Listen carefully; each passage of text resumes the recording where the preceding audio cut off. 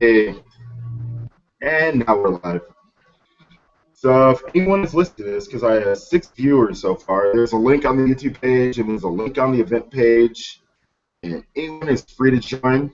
There's no specific topic in mind today. I'm just bored on a Saturday and looking to argue, I guess. I'm down for whatever. And I have the great Eve with me, Hey everybody. who's the coolest atheist ever, almost. Aw, thanks. Yep.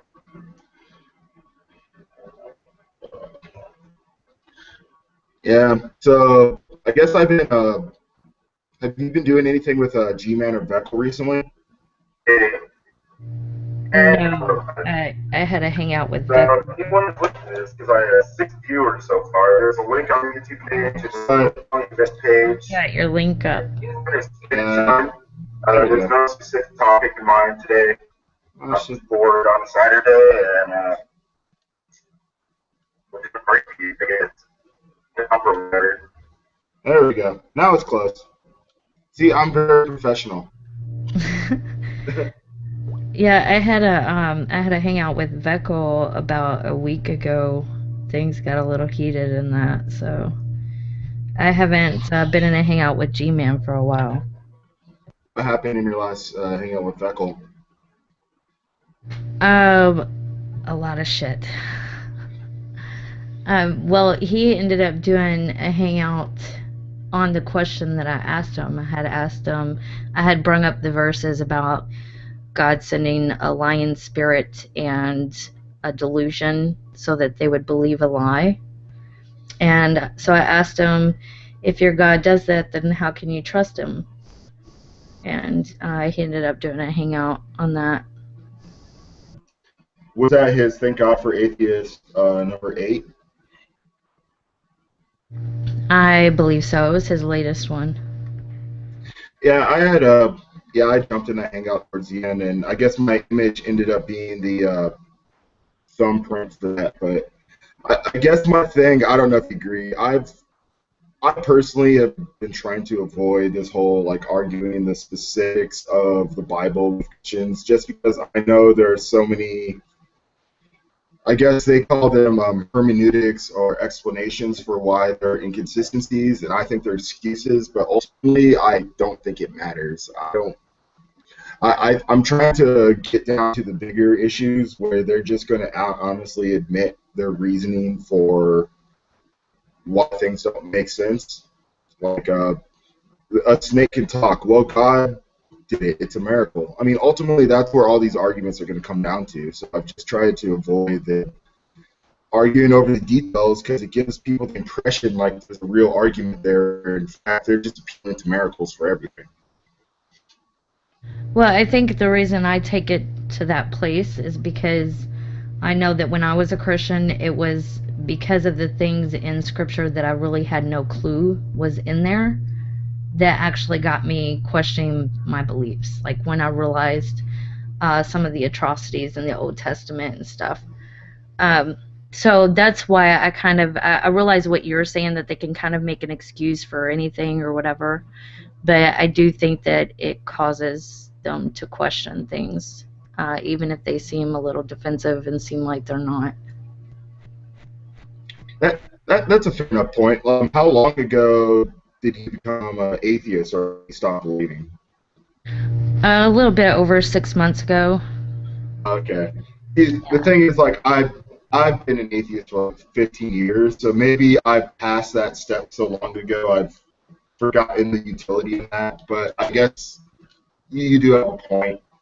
It probably does make people think. It also gets people to create excuses for horrible things, and Well, I guess at the same time, some of the theists here on Google Plus, it's a lot of these things within Scripture that makes no sense has been brought to their attention so many times that now I can see why you're doing what you're doing, because it gets frustrating. It's like you already know these things and you're still making excuses for them. yeah. I mean, I guess I guess my real reason is it's just easier to address like more specific topics in my mind.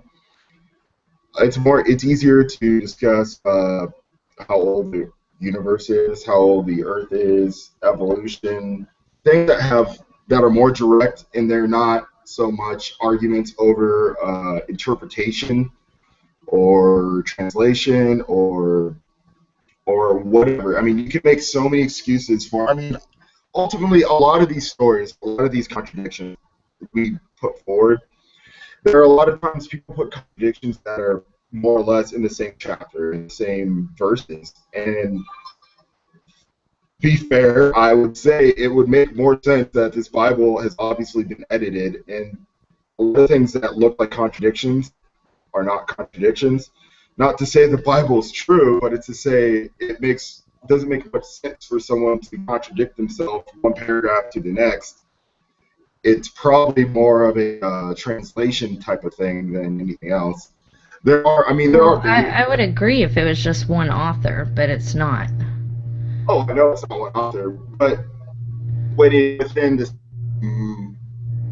chapter, I'd more or less guess it's probably the same author originally. What I'm thinking is, I'm thinking that you know how you have these Christians that self-contradict themselves, trying to explain things away. I think that the same thing was occurring with the writers.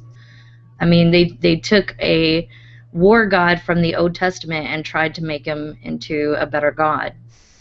So I think that there's just a lot of contradictions based upon. Now, I'm not saying that what is actually written is exactly what they wanted to portray as represented by fundies, because I really don't think it is. But I do see that I don't necessarily think the contradictions are just because of translation issues. And to be clear, I don't either. But I'm trying to move to a point where I'm trying to put my Christian hat back on when I still believe in, religion. I'm trying to find better reasons to discount the Bible. Meaning there are passages where they list a number of chariots, and then later on it's a different number, and people are like, "Oh, there's a contradiction. There's a different number of chariots." I mean, is this really that important? I mean, I think the bigger things, I think people gloss over things like someone lived in a fucking fish. I think that should really be focused on. I think we really need to worry about like someone claiming someone lived in a fish, or there are animals talking in this Bible. I think we should really. Let's not gloss over the animals talking in the Bible and start talking about there are two versions of the Ten Commandments. Let's talk about there are freaking animals talking in this book. Or the earth existing without the sun. Let's focus on those things. Or the sun stopping in the sky. These are really easy, testable claims. Now, when it comes down to these minutia of numbers of chariots or what have you, I think it turns into a big debate over something that really isn't as important as like these obvious problems with the Bible. But I mean that just might be my perspective. Yeah, I think it's kind of different with everybody, I guess. But like I said, I've been an atheist for a while. So maybe I'm discounting things that I probably should spend more time on, but it gets really complicated because when I start looking at some of these contradictions, I go to Bible Gateway and I look at all the different versions of the Bible. The contradictions only apply to certain translations, and I don't know. I mean, how far do I want to dig into an issue that ultimately isn't as obvious as talking animals? Well, it kind of depends on the Christian you're talking to as well. Like if they're a fundy Christian, or if they're someone who a mystic Christian. I mean, there's different views, allegory, stuff like that. And if it's someone who takes the Bible like completely allegorical, there's really no point in arguing the scripture itself with them anyway. And that's true. And when I was a Christian, I pretty much towards the end, I took everything as allegorical. I mean, when I was 5 years old, perhaps I honestly believed, all the animals on Earth were on a boat, but I was 5 years old, so could I really blame myself for believing that? I mean, it's a cute story until you really think about how horrible it truly is, like most children's stories. But I think, what's his name? Vim Kumgo? I can't read. Komigo just joined us, so how's it going, man?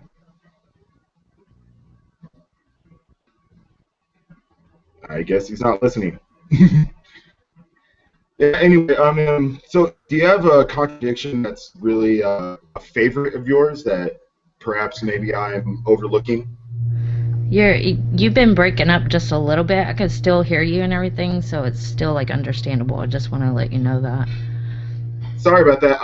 I recently moved and I got CenturyLink and I'm used to Comcast, so I'm I'm working through the issues. I'm planning on getting a couple new computers too pretty soon here, and a new microphone, and thinking of making a podcast. So Cool. I'm in a big transitional phase at the moment. That's a good thing. It is a good thing. As you asked me what would be like one of my favorite contradictions, Yeah. I would have to say what I brought to Veckel's attention. There's scriptures that state that God cannot lie, yet there's scriptures that state that he sends lying spirits and causes people to believe a lie. So right now, that is my favorite. Yeah, that's a big favorite of mine as well. A lot of these Christians claim God is all powerful, yet he lacks the power that we all have, which is the ability to lie, which seems like a pretty obvious contradiction. You can't be an all-powerful person if you can't even do something as simple as lying. Yeah. Well, and then when they say that he like if they were to admit, I actually had someone in the comments the other day say that it was a deception, that he does deceive when time calls or whatever, but it's not a lie. And so I had to copy and paste the definition of what a lie is. It was just incredible that they stooped that low. That's a big issue for me too. Like whenever you find an issue, they argue over definitions of words. And I've been trying to push them on this recently. Like I'm not going to play this stupid game of us using just this hardcore definition as though words mean everything. Like they try to ignore context altogether. They're like context doesn't exist. A word is an absolute thing, and it's freaking nonsense. Like they argue over the meaning of no, or they argue over just ridiculousness. And I heard this line example you put forward. I mean, a lot of look. I mean, I've honestly heard Christians say, "Well, God is lying to He can send other spirits to lie, but He Himself didn't lie," and that's like their justification for this phrase. Well, yeah, but that's not. I mean, some of the scriptures itself actually state that he has lied to the prophets and sent a lying spirit into the prophets. I don't see how they can make a cop out like that, and especially with I think there's the First Kings verse, and I can't remember, or First Kings, but I can't remember the verse that states that he Jeremiah. I think it was Jeremiah. I don't know. One of them says that it's a prophet that's actually saying that God deceived him. And then, you have the First Timothy 1, which says he will cause them to believe a lie. So, I don't know how they could dance around it. Oh, I mean, they can dance around anything. My favorite is like, and I brought this up with Veckel. It seems like everyone like who knows anything about the Bible, they seem to be like mostly like literate of Genesis, because if you read the Bible, you start from the beginning and you normally get sick like halfway through Genesis and give up.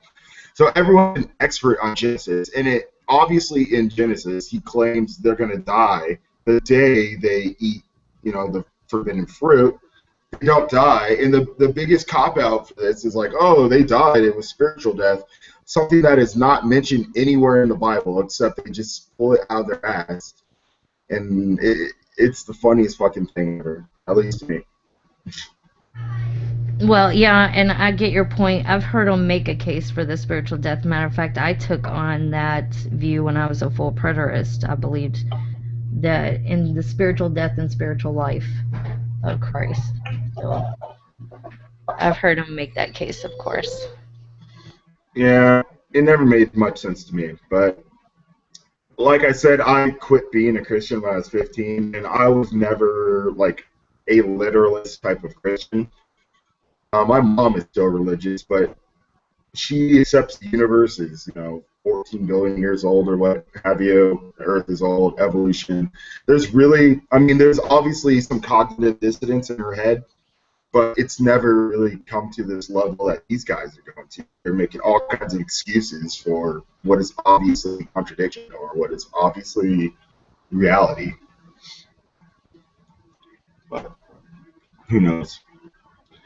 And it looks like I have two other people in here. And if I've got 60 viewers so far. If anyone wants to join in, there's a link on the YouTube tab in the YouTube comment section, and there's also a link on the events page. And we'd love to get some Christians in here too, but I'm more than happy to talk about them behind their backs. You backstabber. Yeah, that's right.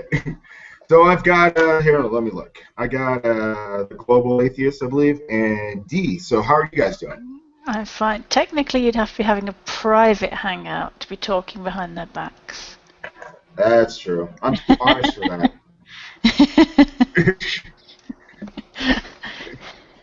How are you Hello. doing? Hey, Global. I'm a bit too awake for like 10 to 2 in the morning. Yes. It's almost 2 in the morning there. Where you guys calling in from? I know I say calling as though we're on the phone, but I don't know what else to say, so who cares? Where you guys Google Plusing in from? Britain? That Yeah. England place. England. England? Yeah, England. You know, every time I've talked to people in England or Britain, they always correct me and they say the UK. Yet you guys are saying England and Britain, which is fucking with my head to the nth degree. I thought that wasn't PC.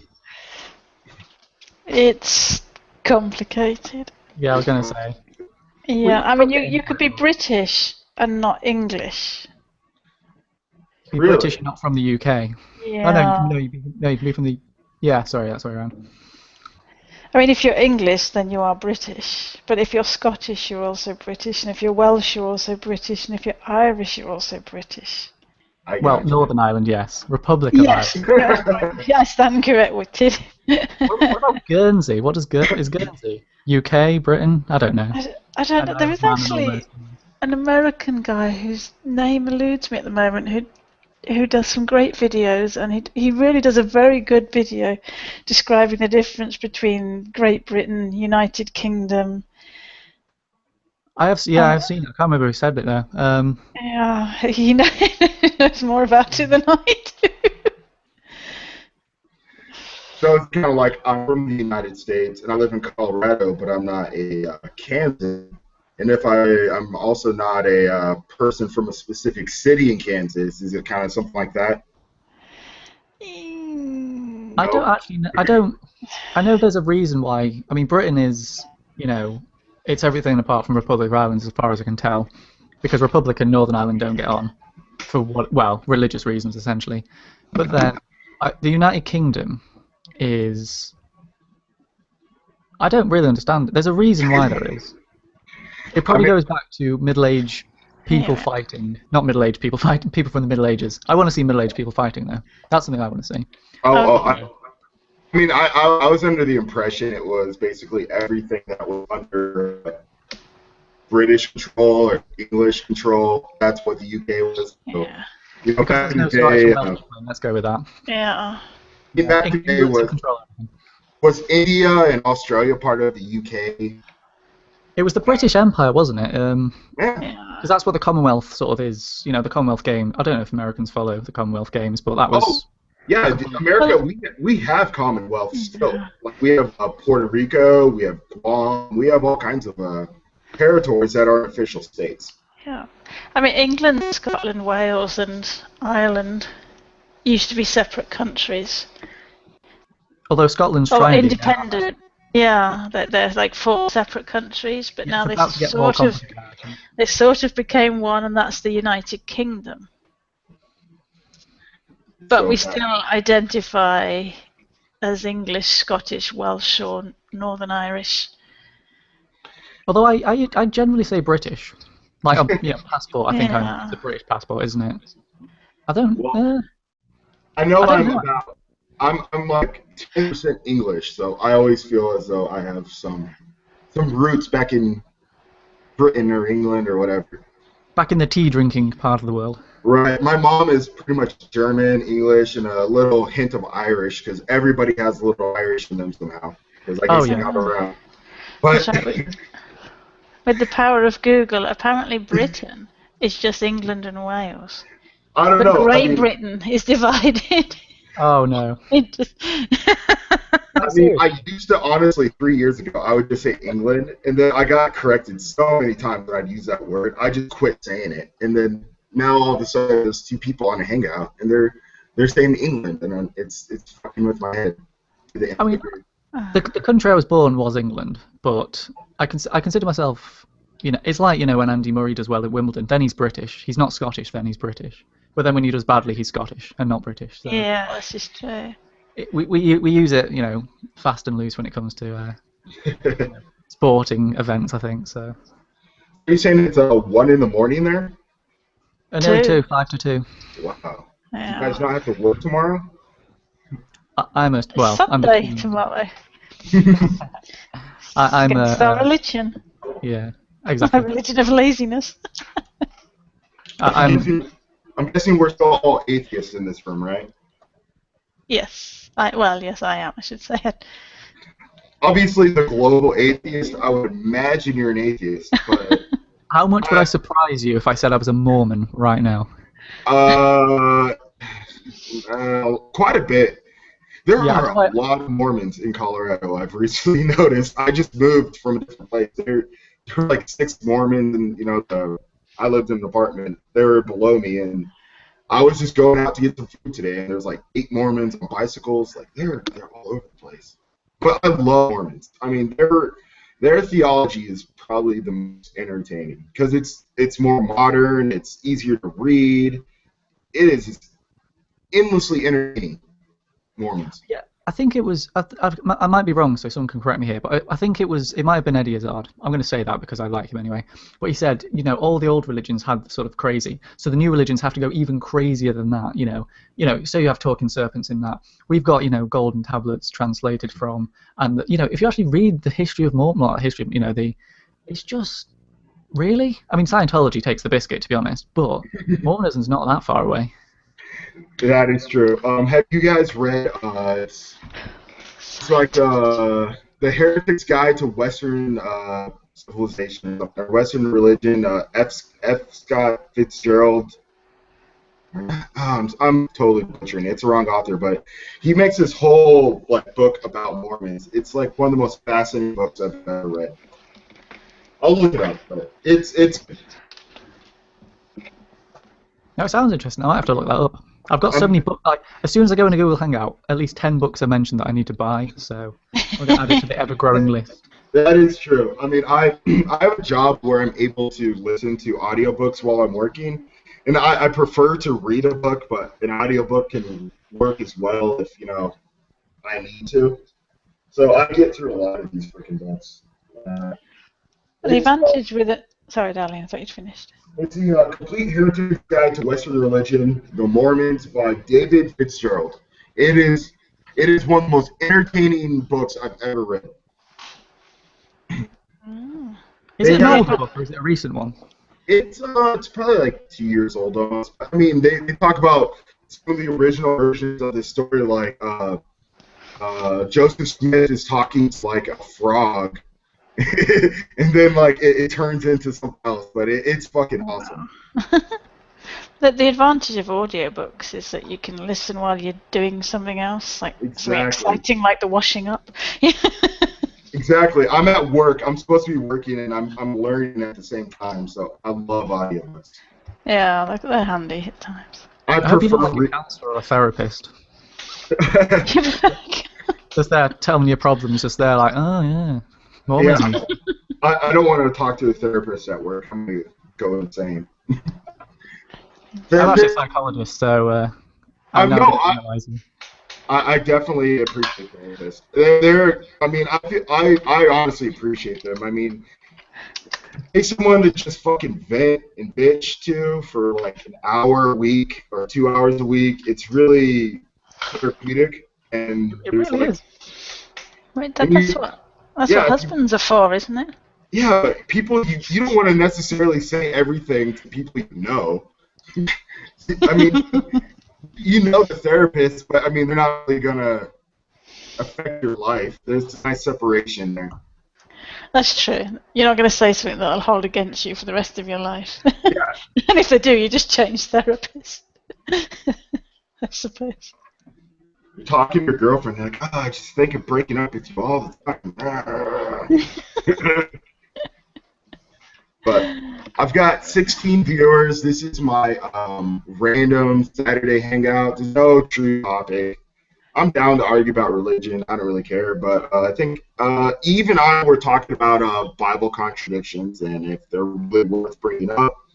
So if anyone has a favorite Bible contradiction and if you think it's probably a good one we should use, feel free to speak up. I personally am trying to focus more on the obvious stuff, like I said, talking animals, living in fish, the sun stopping in the sky, like really testable stuff, because ultimately their response is going to be, it's a miracle. And if you use these more complicated Bible contradictions, I feel like we don't get to the it's a miracle excuse fast enough. But if you guys have a favorite Bible contradiction, feel free to bring one up. It's not my favourite, but one I like, because it's sort of twofold, is the Judas one. And not because the death one, because neither of them say he actually died. It was just, he was hanged and he exploded in the field. I think it's the money issue. It's the fact that he gave the money back in one, and the other one he purchased the plot of land in which he exploded into. So it's a double fold in that, they say Luke is the doctor and he explained that bowels exploding is... that's what a doctor would say, clearly.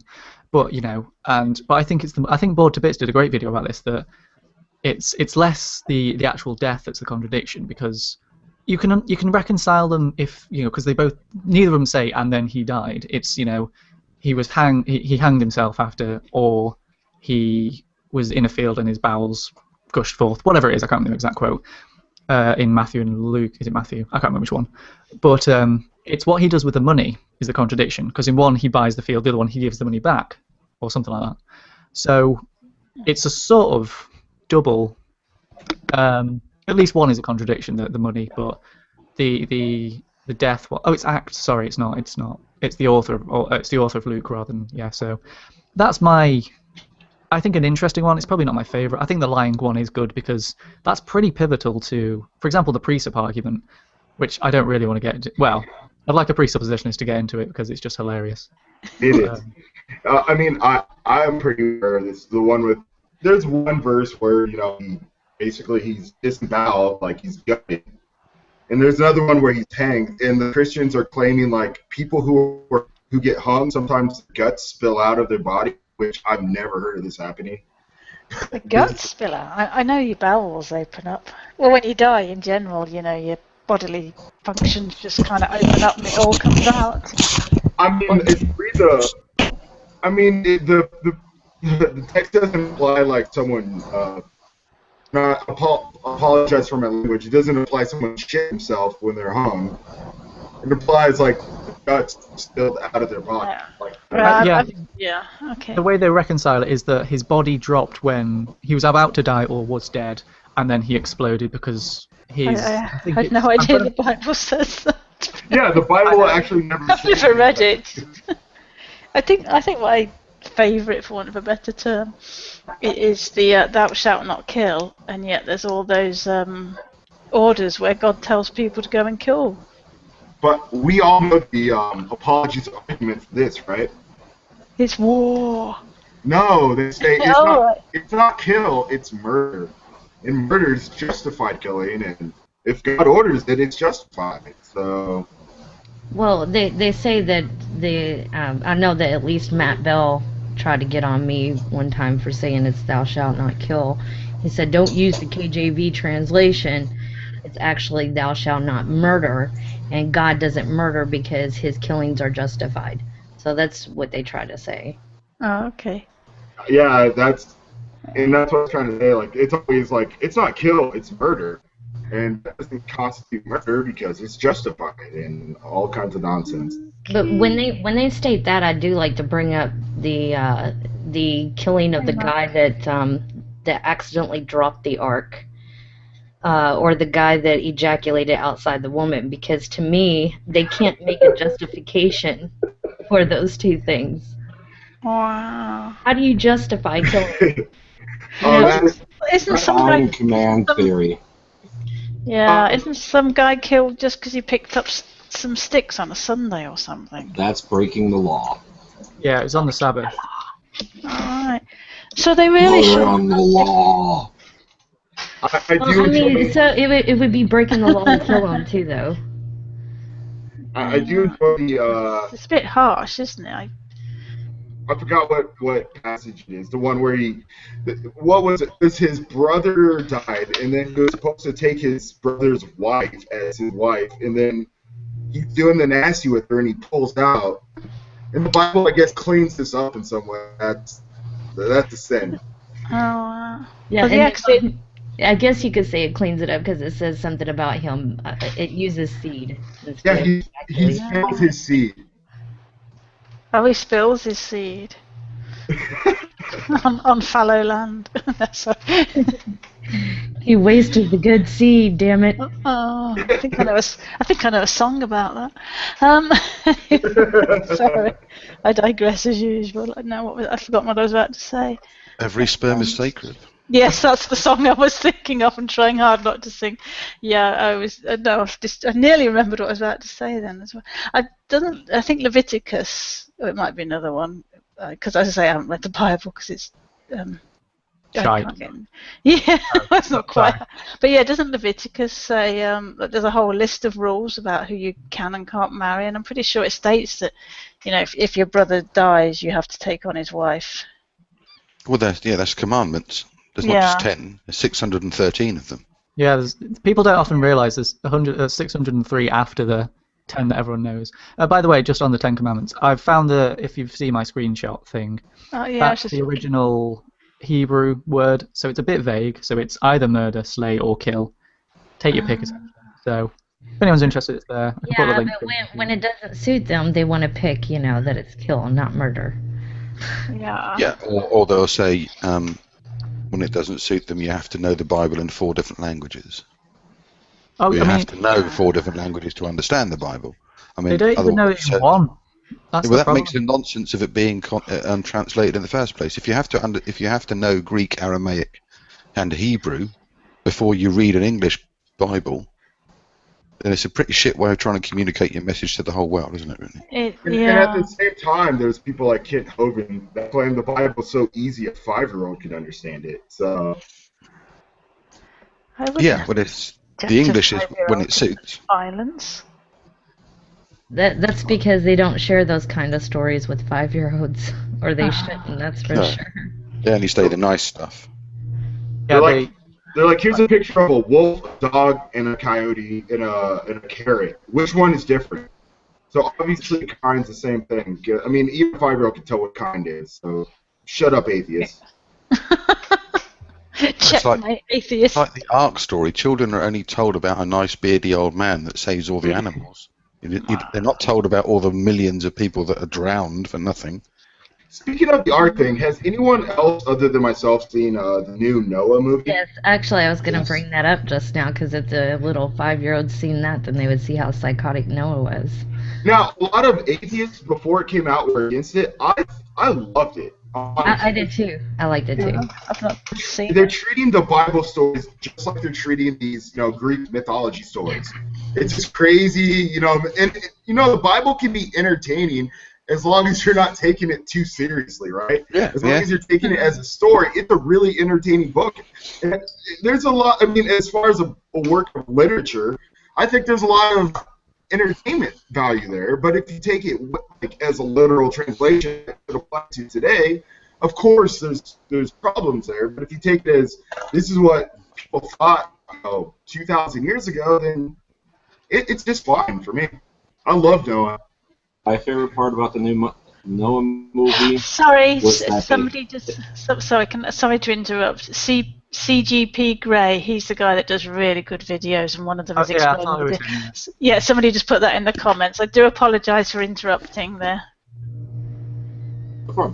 Sorry. but I just love the addition of the rockets. The Ents made of rock who helped build the Ark. Yeah, I heard my father's seen the film and said, "Don't." As a piece of cinema, it's shit. It's a terrible film, but it's good. It's entertaining. He said, but not. And I lowered my bandwidth on my video, so hopefully my voice is coming through a little better. But honestly, I'm a big fan of bad movies. I don't know if it's just me, but I love watching just a crap movie. I watched Sharknado 2 last week. Oh, It's a crap movie. Pure garbage, but I love watching it. Snakes on a Plane. I watch that stuff. I love it. FSX, have you seen the Asylum Sherlock Holmes knockoff? I haven't. Go do it.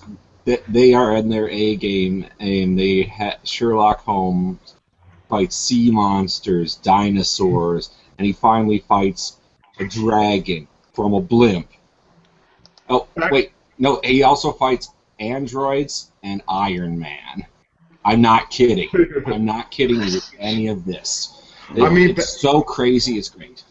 Back in my pot smoking days, I mean, I used to love watching movies like Space Truckers. Like, that is a crap movie, but it's so fucking entertaining. And Nadia's here. I know. It all starts tonight. Hi there, I made it. You made it. And now the 10,000 people who have a block can't get in. Tank Girl, that's my favourite bad movie. Hi, I love the new picture. Thank you. Yeah, and how did Mark get, like, a Scientific Atheist picture? Like, how is everyone getting these cartoons and I have no cartoon? Oh. I just have to ask him nicely, or take part in. You do know, on Scientific Atheist, on his recommended channels, there are 2 channels recommended. It is Alex Botten and myself. Yeah, I have no cartoon, but I'm afraid of his cartoon because I don't want him to turn me into a monster. So he needs to make me into like a superhero with a cape. Well, no, you won't. And what you can't see on mine is in mine he's giving me bright red hot pants and fishnet stockings and roller boot. Oh, I would take that. I'm good with that. I did not know that. I think Nadia definitely needs a cartoon avatar, and Atheist Eve as well.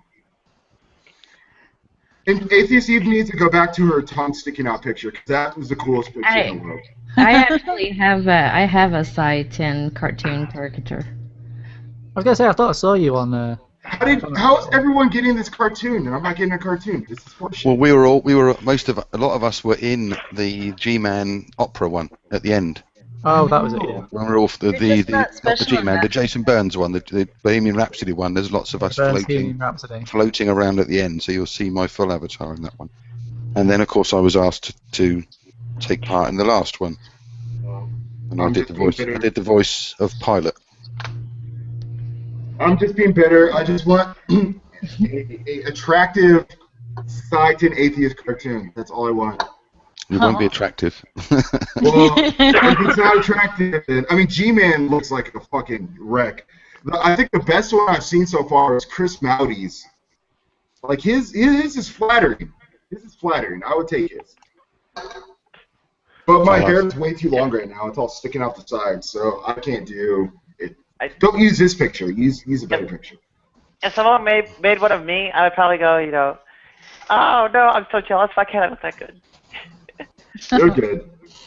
All you have to do is ask him. Just send a message on G+. I'm sure he'll do one. I feel so bad. I don't want to ask. I'm going to ask him to do one of me. I'll ask for you then. He hasn't got a picture to go by. I have certain rules I made. I have certain rules I made for myself when I came on YouTube. One, I'm never going to make money off my YouTube channel, and I'm never going to ask like for money or anything like that. Like I just want to be straight up honest with my channel. Well, never say never. You might get desperate. Well, I'm not bragging, but I make a fairly good living, so I don't think I'm really going to need the possible $50 a month I could get off my channel. Or I don't know. I've Googled my YouTube page, and it supposedly says I've made like $60,000 last year. And I haven't seen $60,000 at all. I've seen $0. So someone's got it. Someone's getting my $60,000. Now, if someone else takes my videos and makes money off them, that's a different thing. But well, what it means is you never got your cut off the ad exchange transactions. yeah, I don't sign up for the Ad Plus or whatever it is. And Or they're monetized. AdSense. yeah, nothing on my channel's monetized, and nothing on my channel's ever going to be monetized. That's why you don't get the $60,000 then. We've solved that make- mystery. I make a lot more than $60,000, and I'm not too worried about it. See, I'm a poor student, so. Aw. Well, I I used to, used but to not be. that much more.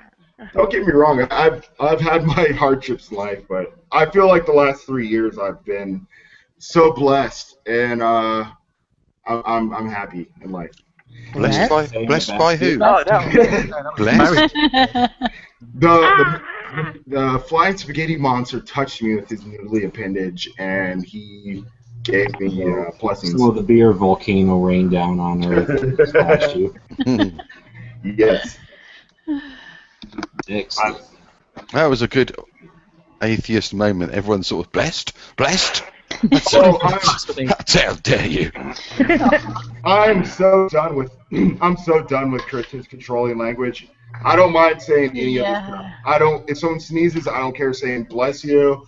I don't care. I'm not gonna fucking play this game where I have to edit my language all the time. I'm just gonna talk like a human being. I'm sick of all this nonsense. Oh, I had Tommy Hall say something to me earlier today about why do you celebrate Christmas? Oh, fuck off. Oh no. Yeah. I celebrate Christmas. Christmas is like, honestly, I think Christmas is the best atheist holiday ever created. Like it's like you create this scenario where everyone believes in this one thing. It obviously has problems, and then by the time you're like 8 or 9, you figure out it's all bullshit. Like Christmas is an atheist holiday. It is. I love Christmas. Like, who cares about the baby Jesus? That's the most boring thing in the world. I said to Heather Ritz the other day, I said, you do realise Jesus wasn't born on December the 25th? She said, oh, I know. That's when he was conceived. He was conceived on December the 25th. I said, how did you know that? Yeah, I just go out for Chinese food with the Jews from work, and it's all good. You know you're Christmas famous is when- about Santa Claus and talking elves and talking snow. Yeah. It's like nothing about the Jesus story is so boring. It's like, oh, there's a baby and there are 3 wise men, and that's it. Like Santa has like this whole backstory that is way more entertaining than. I've been to where Santa was born. Well, on top of Or lived. on top Norway. of which, Turkey. celebrating birthdays is a pagan thing. Christians never used to do it. Just like marriage. Marriage was not a and then they realised, oh, this is popular, let's introduce it into our religion in the 12th century or whenever it was. I couldn't give you the exact date. I was just going to say, you're famous if your day of celebration is the day you were conceived. I want that. I want that sort of fame. A national holiday when... Yeah, I mean, Mary and Joseph, they knew they had 9 months to prepare. You'd think they'd have booked a decent fucking hotel, wouldn't you? but it was, yeah. But it was Christmas Eve, so obviously it's going to be busy. I mean, I love that joke far too much. I mean, I guess I knew I was 2 weeks early, so I had to calculate like when was my fuck day for my parents, and that kind of ruined fall for me. Well, they did a lot of travelling, considering they were supposedly in Nazareth in the first place, which didn't even exist at the time, and then they had to. Places that don't exist, What pregnant woman is going to agree to sit on a donkey and travel for bloody miles to sit in a stable and have her baby? She's going to say, "I'm not having the baby in there. It smells. It's dirty. Get me a hotel room." What kind of guy is going to have his wife say she's pregnant and he hasn't had sex with her and be like, "Oh, that's fine." If my girlfriend's like, "I'm pregnant and we never had sex," I'm not going to be like, "Oh, it's a miracle." That was the first time that anyone on the planet heard God did it, because Joseph would have asked, who have you been with? And she said, no one, God did it. And Joseph said, "Oh, that's all right then, that seems legit." Flawless logic. Not to mention it was a rape.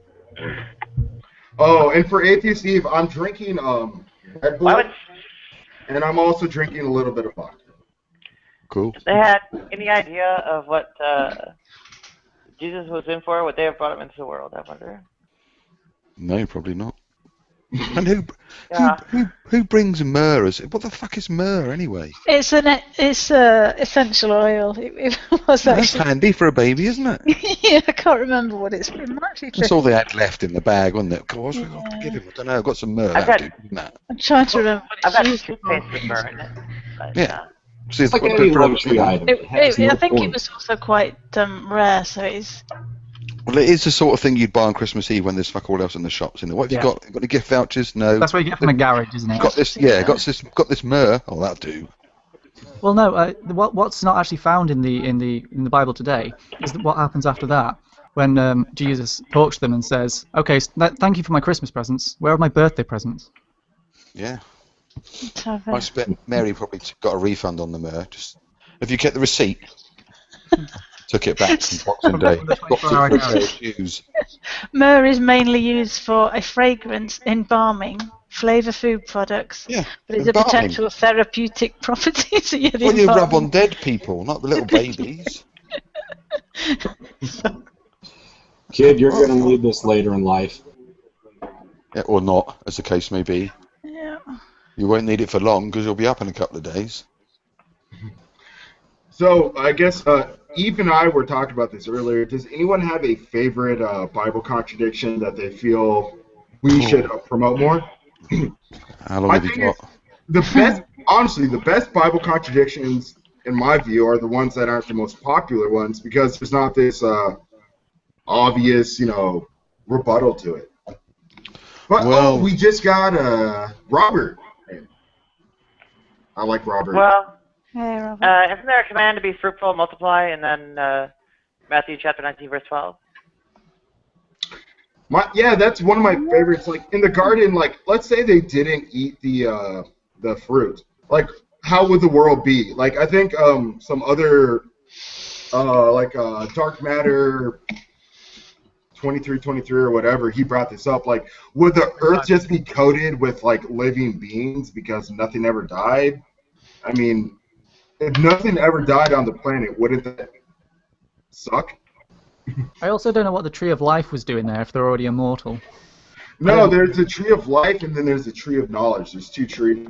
And it makes more sense if you look at like the Canaanite gods, which are more or less the gods of the Old Testament. They ate from the Tree of Life to sustain themselves. As long as they kept eating from that tree, they would live forever. Yeah, but you can't. How can you possibly know you were doing anything wrong if you didn't eat from the tree that told you what right and wrong was in the first place? The Tree of Knowledge of Good and Evil. Yeah. So if they didn't eat, they wouldn't be held accountable because they shouldn't be anyway, because they wouldn't know it was wrong to disobey. Yeah, I think the idea was before they ate from the tree, they were just like drones. They weren't really thinking. Yeah. They weren't really conscious. And once they ate from this tree of knowledge of good and evil, all of a sudden they're like conscious beings, just like the gods were, and they're like, oh shit, my dick's hanging out. How would Eve have known it was even a serpent if she had no knowledge? What's that? I'm a serpent. What's a serpent? Eat this apple. What's an apple? Well, it's because obviously, Adam named every beast. Okay, so All right, yeah, he would have, but he wasn't with her at the time, was he? which is another. He wouldn't have said that's a snake. Which is another contradiction. I don't think gets enough attention. Like, how long would it take Adam to name off every fucking species on the planet? I mean, that would take years. Yeah. And Adam had to invent Latin. What's up, heathens? How are you doing, Robert? Can you hear me okay? We can hear you just fine. Excellent. The contradiction I pointed out is slightly different in nature. Genesis 1:22 and 1:28 effectively command people to reproduce, and Matthew 19, verse 12, endorses eunuchs, those who have undergone sterilizing surgery. So that's the contradiction. Are you talking about Matthew 19, the YouTube guy? No, Matthew chapter 19, verse 12. The actual, yeah. Oh, that was adorable. There's lots of contradictions in relation to moral precepts, isn't there? There's about 30, something like that. Well, and Paul, like they didn't use a lot of the writings of Paul's teachings, which was celibacy. I had just watched that Banned from the Bible from the History Channel. Oh, I saw that. Yeah, and there's a lot of writings that had Paul's teachings in it that was a lot more about promoting celibacy than even the scriptures that are in the Bible already. And I want to say you a comment about that, Eve.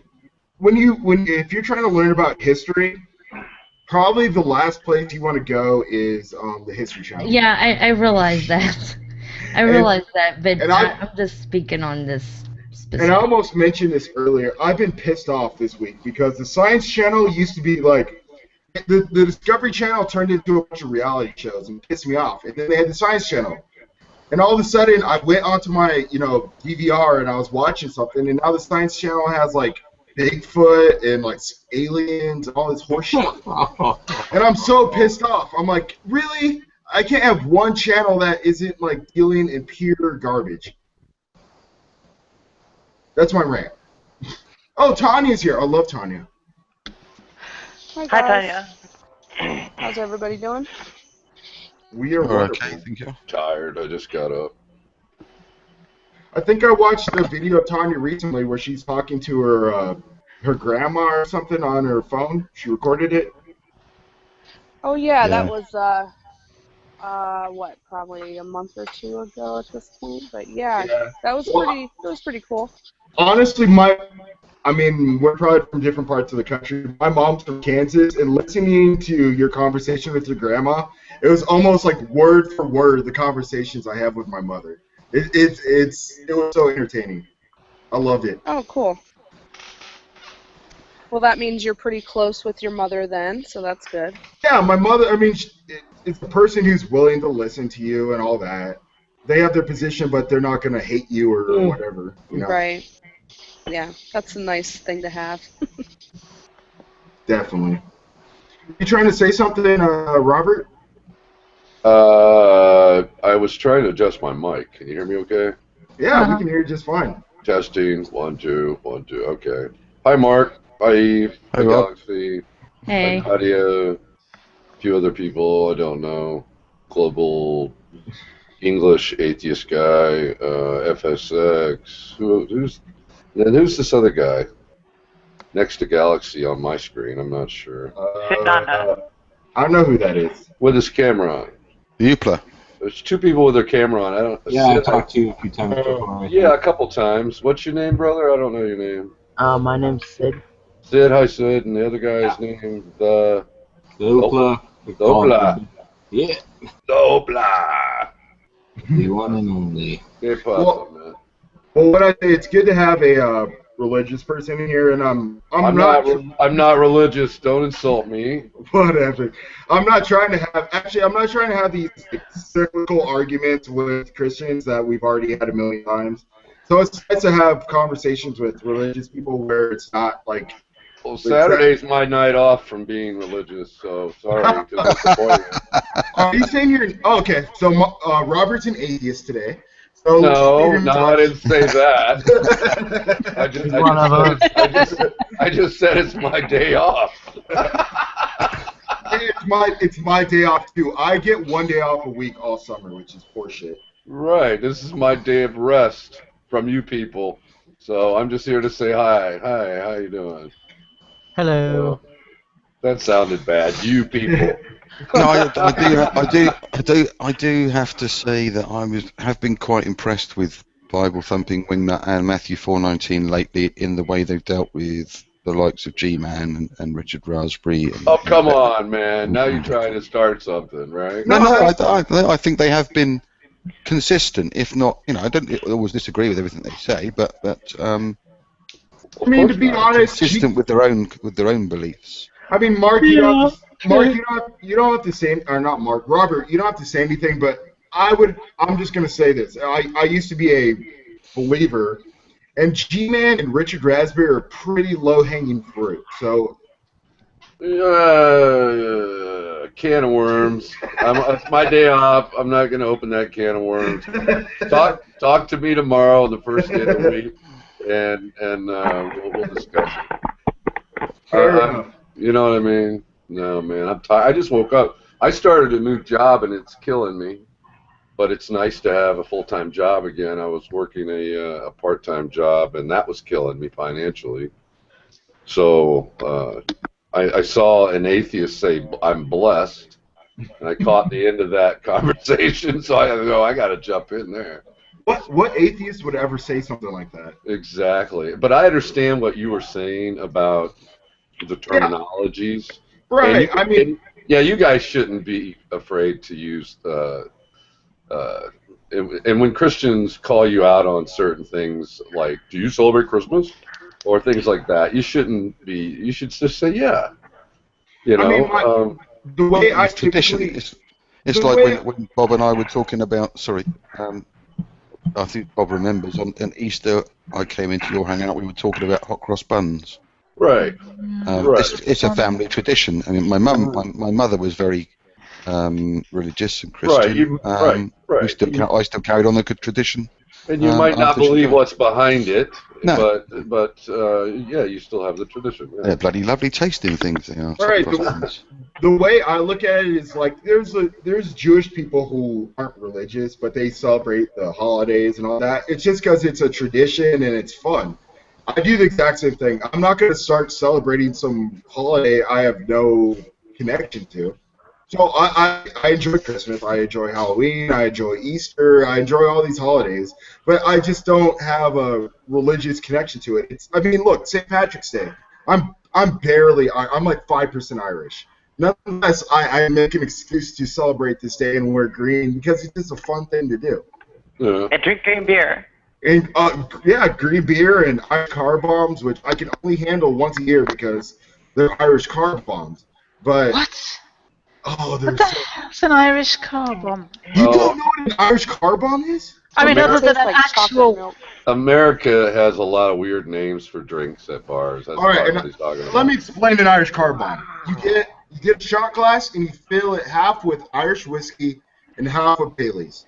And then you get a pint glass and you fill it about half full with Guinness.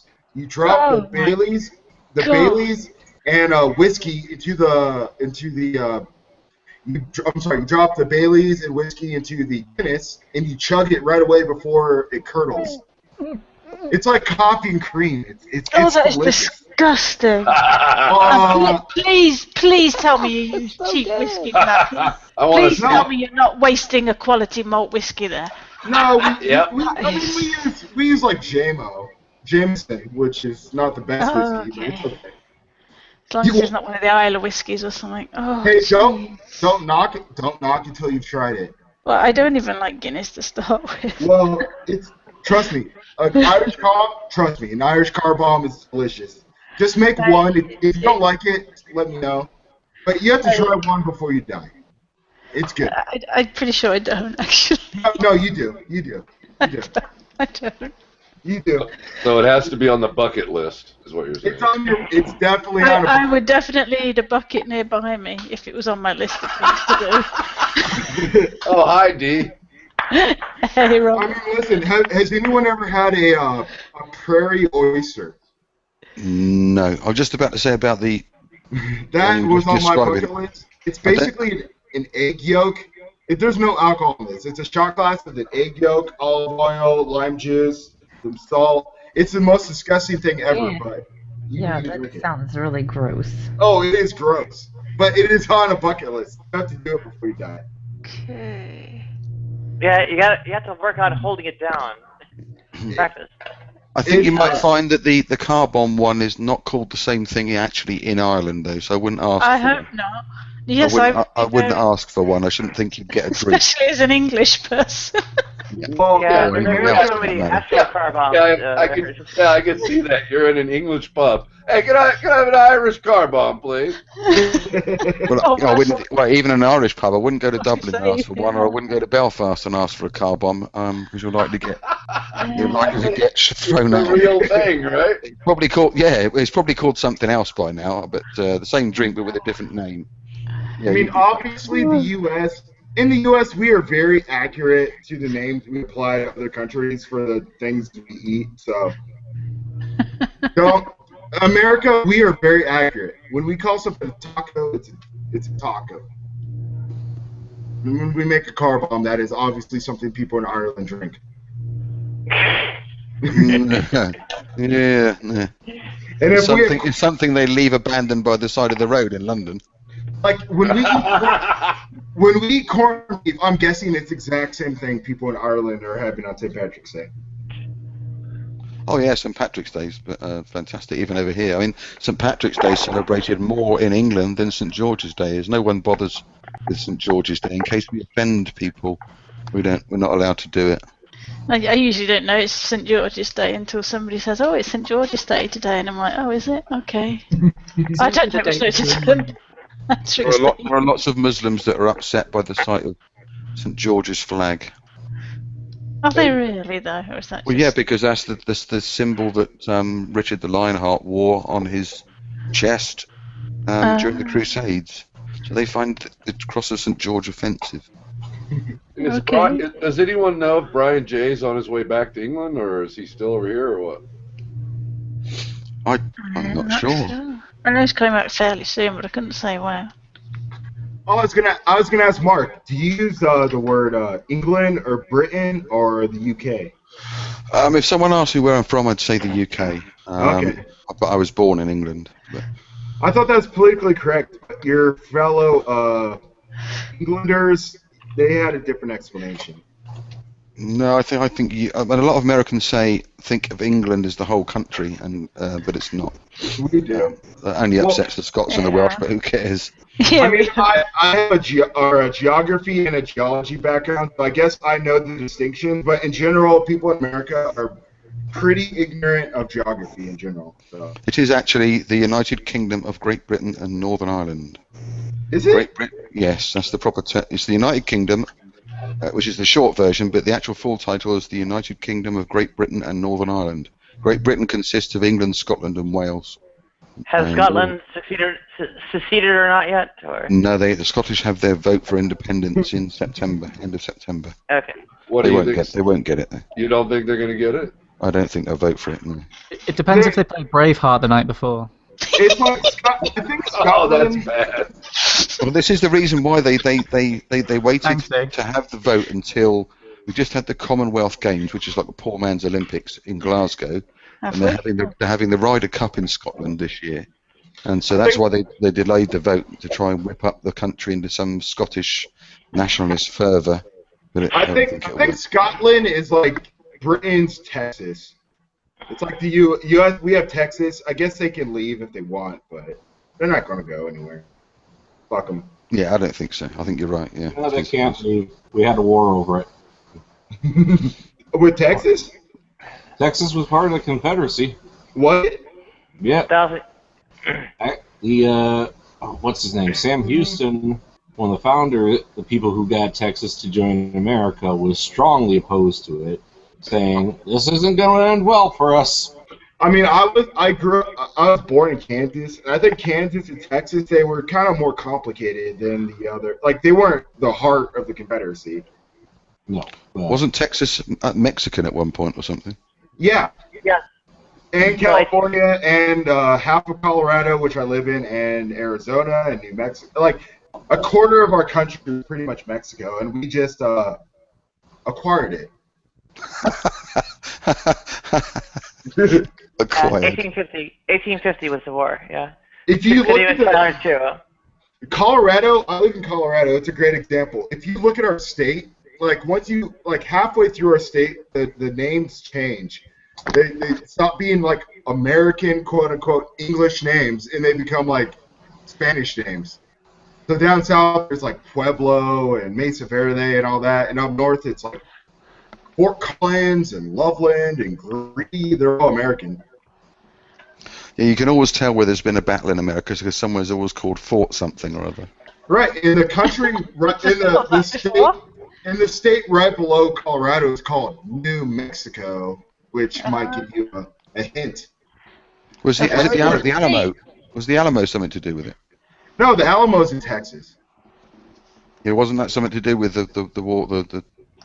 Yeah, the Alamo's great. There were 40 guys in a fort, and they thought they'd take on the second largest army in the world, and they lost.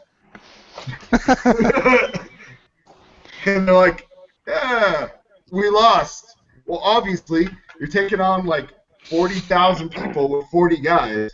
Yeah, well, that's just a national thing. You see, the Spartans did it, and then you've got to look at Rorke's Drift in the film Zulu, when you had, I think it was 3 British guys took on the entire Zulu nation and it won. wasn't 3, but it was a handful. Wow, yeah, 4 or 5. Well, it was actually about a couple of hundred, something like that. Yeah. Well, it's the same thing with the Spartans, like the Battle of Thermopylae or whatever it's called. It was 300 Spartans and then like 10,000 Greeks, but they just ignored the 10,000 Greeks. Like, don't worry about that. But did it actually happen, or is it a myth? Thermopylae happened. I enjoyed the film, if that helps. I think it's based on something true, but I don't think it really matches like our idea of how it was. It's also another case of the Jurassic odds or whatever would be Pelayo and his 30 wild donkeys against Al-Mansur's forces in Spain during the Muslim conquest. Well, Rorke's Drift was 150 British and colonial troops that fought off 4,000 Zulu warriors. I just shared this, and I put "Hanging with the Lost." But didn't we have guns and they had spears? Do you think that had anything to do with it? No, they did. They had taken some guns because they massacred another outpost. And I think I'm looking at it now. The British lost 17 killed, 15 wounded. The Zulus had 351 killed and 500 wounded. Well, they didn't have any rifles, right? They did. They already massacred another British colonial outpost. Yeah, but did they know how to work? They were still outgunned. Yeah. I assume they were still outgunned though, even if they couldn't there's 4,000 against 150. And yeah, but if only 3 of them have got guns. Well, no, more than that. They had more than that. The odds had to be seriously adjusted for the firepower, because, like, I mean, there's the Montebello massacre, right? They were just very well trained to defend the station, and the way they defended it with 3 ranks. The one at the back fired, and then the middle rank stood up and fired. The front rank stood up and fired, and then they dropped down while the other ones were loading. It went on and on like that. So you were looking at shooting 20 or 30 or 40 at a time. Yeah. It was very well organised and very well trained. In the Montebello massacre, I think it was a single machine gun. But all the British had were single shot. Sorry, real quick, I need to let everyone know. Anyone who's listening, there's a link in the comments part on the YouTube channel, and there's a link on the events page. And I'm probably gonna drop some people who aren't talking here in a second. So if you want to jump in here pretty soon, it's gonna be available. All right. And apparently Robert wants me to get drunk, so I will. That's do that why I for you. came, man. That's why I came. I envy your position. I can't drink anymore. And so I'm living vicariously through your ability to drink. Well, Robert, hopefully, I was trying to make this hangout a friendly place for Christians and atheists, and so far it seems like we're all getting along, so I'm happy. Well, it's Saturday night. It's my night off. So It's my night off, too. if it was Sunday or Monday, I'd be telling you you're on your way to hell. I probably would be. Highway to hell. Isn't that a Chris Rea song? That's not Chris Rea, is it? Didn't he do something to hell? We're on Isn't the it road one to of the hell? 70s hair rock bands? No, Chris that's Rea the did, AC/DC, isn't it? Oh, No, yeah, Chris Rea did do a AC/DC. song saying Oh, he did the on the Road to Hell. Yeah, was he talking about the M69 or something, or the M? And he also did Driving Home for Christmas, so it's probably the same sort of thing. Depending on how many family had come for Christmas, it would have been the same thing, wouldn't it? I'm sure the Road to Hell is based on the what's the motorway ring roads around London? Is it the M6? Oh, yeah, probably right. But if it was Yeah. Driving Home for Christmas and then he found out halfway his mother-in-law was coming, that would be Road to Hell. Oh, my mother-in-law's adorable. So FX, hey man, give me some of your subscribers. I need more subscribers to yell at. Well, I need some new atheist blood. Can you well, throw if you want some subscribers, Yeah. why don't we do a one-on-one discussion? Okay. I will totally link your channel and all that. Okay. I can't promise you. I could promise you probably 150 subscribers. How many? 150. Okay, that'll do. I have 3,000, so I'm guessing 150 will subscribe to you. Okay. All right. Well, I need more haters. I'm not looking. I'm not looking for your Christian subscribers that try to minister to you. I'm looking for more haters. I'm not gonna lie. I have very few Christian subscribers. Oh, good.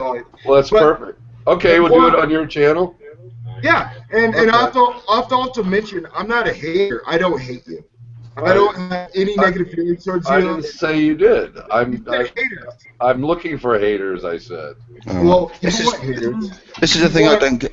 I think that Veckel fails to understand about his recent notion or repetitive bit about atheists hate God.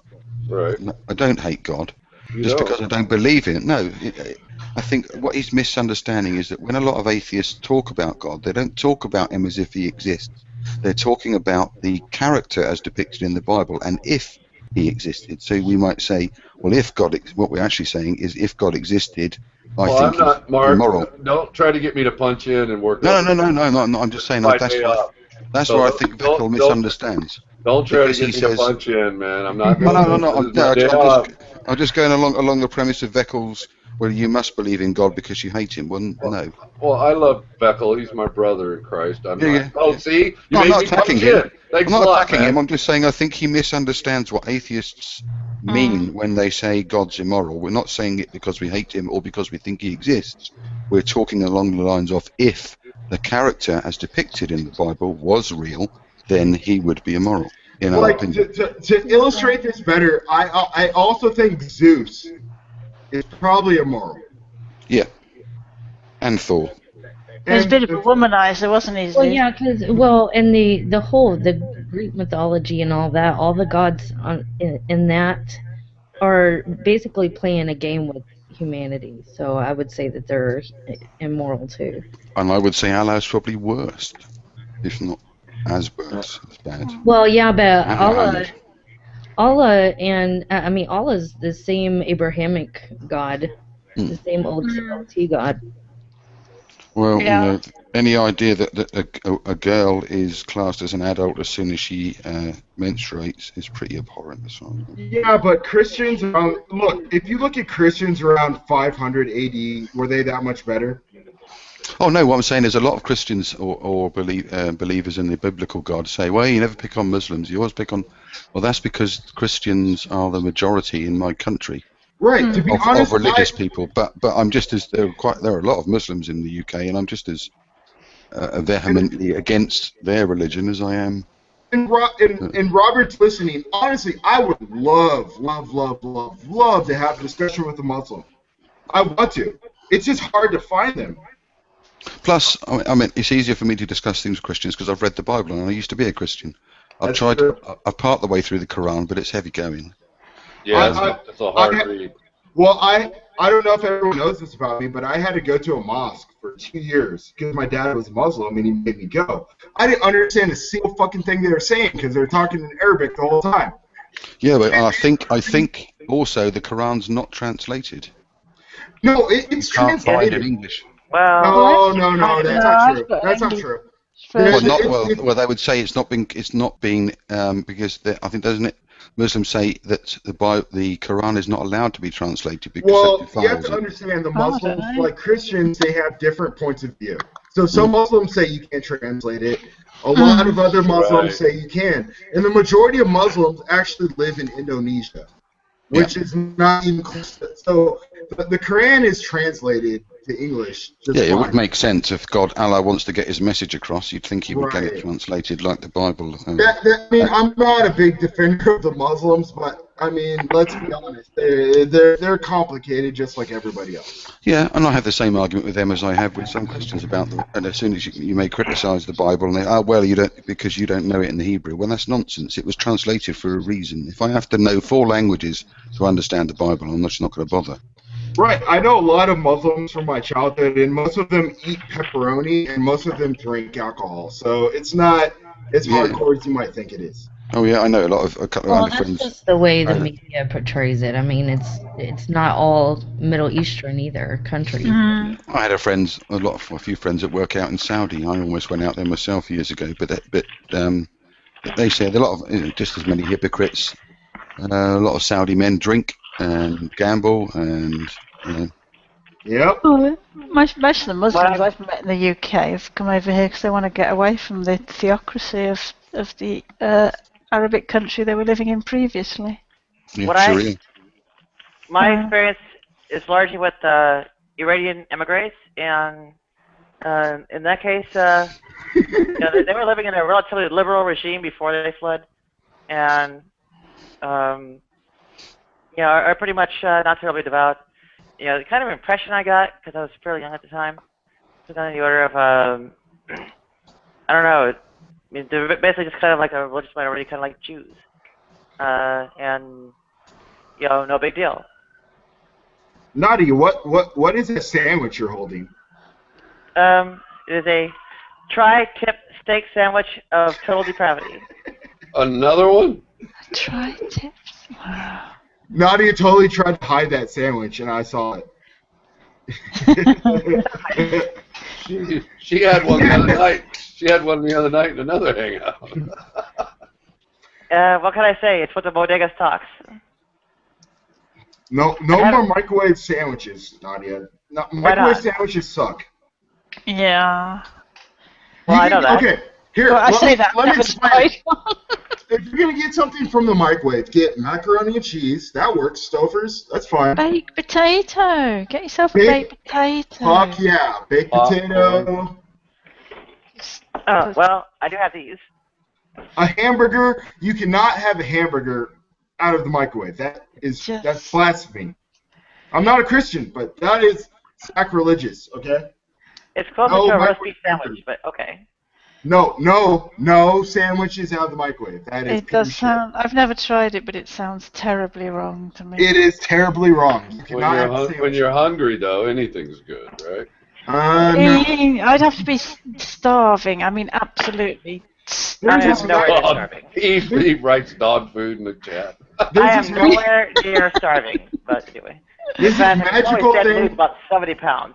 There's this magical thing called a Hot Pocket, and if you're that desperate, get a damn Hot Pocket. No microwave hamburger, okay? Some of the 7-Eleven burritos are pretty good. It's more like a roast beef sandwich for sure. I mean, you can't really hurt a bean burrito, You got a flour tortilla and some beans, smashed beans, right? I mean, how do you hurt that? I'm at least flirting with vegetarianism, so. Refried beans. Yeah, that's all a bean burrito is. But it would take a lot of time. So if you wanted to cut it short. Well, you could put it in a blender if you had a blender. You can get already pre-made refried beans and use Oh, that. but it'd be better if you made your own from scratch, from dried. Well, yeah, but pinto we're talking about shortcuts anyway, right? Oh yeah, that's true. You don't want long cooking beans and then later on make a burrito and put it in the microwave. That's true. No, it's just easier to pick up the phone and say, bring one round. I'm not gonna lie. When I buy refried beans, that's like one of the only things I really get that's vegetarian. Like I get the vegetarian refried beans. They taste exactly the same, and there's not a bunch of lard in it. Like, why do you need lard in your beans? Like, it's nonsense. God, Flavor. Well, you should go back to It adds no flavor. It adds zero flavor. the 1930s and 40s in Britain. They used to have lard sandwiches. I would consider it. Yeah. I would consider it bread and dripping. Bread and dripping. Yeah. I grew up. My family was from Mississippi, and my dad. A lot of the food that we ate was like Louisiana influence. We ate a lot of pinto beans and rice. Yeah. Which was homemade pinto beans. That basically with hot sauce you would put some kind of hot peppers over the top of it on a bed of rice, and oh, it was so good. Robert, I love it. Look, I grabbed a can of beans just to show you what you need to buy. Right there. Rosario's traditional, no-fat, refried beans. No lard, no nothing. That's what you need to buy. In the 1940s, in the 40s, was there food rationing in the States? Yes. Yeah, during World War II, there was rationing. Yeah. And I used to live in Hawaii, so I'm one of those rare people who like Spam, which is probably the shittiest thing ever. But I love I love I it. don't like Spam. I love it. I love it. I lived on Spam for a month, and I hated it. Was And there then 2 rationing up years until? later- And bearing in mind the Americans didn't join the war till a bit later, was there rationing even sort of in the early 40s then? I don't know. You'd have to Google it, to be honest. I'm embarrassed. That's where the lard thing came, because Just how old do you think Robert is, Mark? Yeah, I mean, Robert. He might, no. Oh. Thanks a I'm lot. teasing. I'm teasing. Thanks a lot, D. I mean, Robert, you were like, what, 15, 20 in the 40s? Like, I wasn't. No, man, no. God. I was born in '59. Okay. You're older than my mom. Are you younger than my mom? I could be your dad, or your dad's brother. I could be a Muslim. You never know. My dad was African. My mom was a white lady from Kansas. So. Well, supposedly She was a there's white lady. Did she change colours? I'm sorry. supposedly No. here we go with the racism. Look I do at beg your look pardon. at my skin complexion. I'm obviously not purple. Okay. Right. No, it's just that the way you said it in the past tense, as if she was No, white, but now she's something else. Well, there was a lot of I'm not gonna give too much information about my mom just because she. I was just teasing. I'm sorry. My mom lives in Kansas, and her name is Dorothy. There you go. That's how. Dear. That's bad. Has she got some red shoes? Yeah. She does. Were they red shoes? I've never actually seen that. My mom loves like Wizard of Oz shit. There was a lot of interracial mixing going on in America. There's supposedly in our family that we've got some quote African American blood in our family as well. So when I get a suntan, I really tan. So and I always have. So you think that proves it? No, well, there's definitely more pigment, darker pigment in my skin. Okay, That's what's interesting about people like Robert, because I'm like the obvious like mixed. I'm half black and half white, and I understand like quote unquote redneck country culture a lot more than probably most people do. Yet I have this look, or like people would assume he has no clue about tractors and baling hay and all this horse shit. But I do. Everyone in my family like owns acres of land. Yeah, and I can't jump. I can't jump or play basketball, but I can dance. So, whoa! You know what I'm saying? Whoa! What's up with all the So, stereotypes? so what percentage am I? You know, if I can dance, Well, it's easy but for I can't me. jump or play basketball. I mean, you know. My dad was from fucking. I'm sorry. My dad was from Nigeria, and my mom's from Kansas, so it's easy for me. It's 50-50. All right, hold it right there. I'm gonna punch in for a second. Why did you just say you're sorry? Because I cussed. But why would you apologize? Because I felt it might offend you. I appreciate that, but that I just wanted to make note of that. Is that just inbred to everyone, or is that like an evidence of, hey, you know what I mean? It's evidence that I have respect for you, and I'm not trying to offend you. Oh, I appreciate that. Okay. Yeah, I'm the same. The same as in G-Man's. G-Man's hangouts, he doesn't like swearing. Then I would try not to swear. But Well, I hear that a lot, and if I stump my toe, I swear. Okay. I've swore joking around before when we had our marathon hangouts. yeah, you allowed an F-bomb. You allowed us one F-bomb each, I think. Yeah, exactly. Right, But I've done it, and it's not like Christians don't swear. We just try to control that part. My thing is, I'm not trying to alienate anybody by.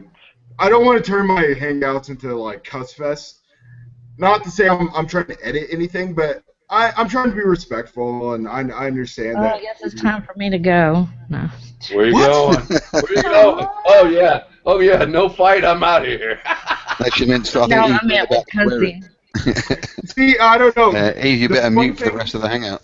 The funny thing is, Yeah, Robert it doesn't looks bother a lot me. like- Let me Robert say, Robert looks a lot like that guy in Duck Dynasty. I hear that a lot. And my stepdad looks a lot like that guy in Duck Dynasty as well. So I guess there's some weird place in my heart for Robert just because he looks so much like my stepdad. I've had these discussions with my stepdad, and it feels like it's a spin-off of those discussions. So Yeah, see, it's the beard. I knew it was always about the beard. it is the beard. It's the beard. Definitely. I'm also going to shamelessly put the link to the appeal that I sort of started off for Eve as well, just so anyone hasn't already seen it. Can you look at it and pass it on? Yep. And let me put this out real quick. Anybody who's watching right now, there's a link on the YouTube page. There's a link on the events page. If you guys want to jump in here, you're more than free to jump in here. So, and Galaxy Dreams hasn't said anything, which is driving me crazy. So, Galaxy. Hello, I'm just kind of listening and stuff and whatnot. So let me ask you a question, Galaxy. What are you now? I guess. She's a human fucking being. Yeah. You know the fuck I meant. Yeah, she's not a refried bean. She's a human bean. You know what I meant. Oh. Sorry. Galaxy had this whole religious dilemma, and I had a conversation with her, G-Man, and all this nonsense. But are you comfortable saying you're an atheist now, or are you not sure? Yeah, I am. I'm comfortable with that. It is true. I am happy. Yeah. I'm not one of these atheists who say, I know there's no God. And honestly, I've never met one of those. I was about to, yeah, right? I just wanted to clarify, you know. As soon as you said that, Galaxy, I was like, have you ever met an atheist? Never. No, I have never either. Nope. What? So, now one thing I can say, though, is I know that the biblical God isn't real. I'm comfortable saying that, but... I could write out 2 of you for them, but they're out of like 750 or so. 2 out of 750. So there you go. Yeah, I've also met one as well here on Google Plus, and I'm not going to mention them because the person actually told me in private and said that they don't argue it, but that's the stance they hold. And I'll be honest, I honestly claim to be an anti-theist, but I have a very specific definition for that. So anti-theist means I believe there is no God. I actually hold to that position. I don't know if anyone else holds that, but I think it generally did. Oh, it's Benneberry. It's rare. Oh, Vinny Ocean, sorry. Close enough. How you doing? Do you have like another account, like Ben something? Most of these accounts are all my accounts. I know. I'm just But yeah. everyone in here are all your accounts. Well, I've seen you on live hangouts, and you resemble this other person I talked to with Ben. So I think you're the same person. It's me. One of them. I actually have Okay. never signed up. I've never signed up for a Google Plus account. I had this account associated with YouTube that got linked to Google Plus once Google bought YouTube. Right. And my other account was grandfathered in from my Gmail email address. So I never signed up for a Google Plus, and I somehow ended up with 2. So Google, I guess they're doing a good job. Well, I'm in the same situation. I have my FSX23, and then I have my FSX Colorado, and the Colorado's more or less linked with like my Google Plus email. What is FSX? What does that mean, by the way? What does it mean? I thought I've explained this a couple times. So I used to, when you used to play video games at the arcade, you got the high score. All right, uh-huh. So I used FSX, and then after a while, FSX was taken, so I had to add like 23. So FS is my initials. Oh man, you're dating yourself so much right now. Kids anybody under 25 is watching this is thinking, what? What's arcade? What's he talking about? Right. I'm thinking like Street Fighter or Mortal Kombat, and you're just like plugging in those digits. Yeah. Fair enough. I turned 30 this year, so I'm 30. I'm 30. Everyone well, you think that, and I think Tempest.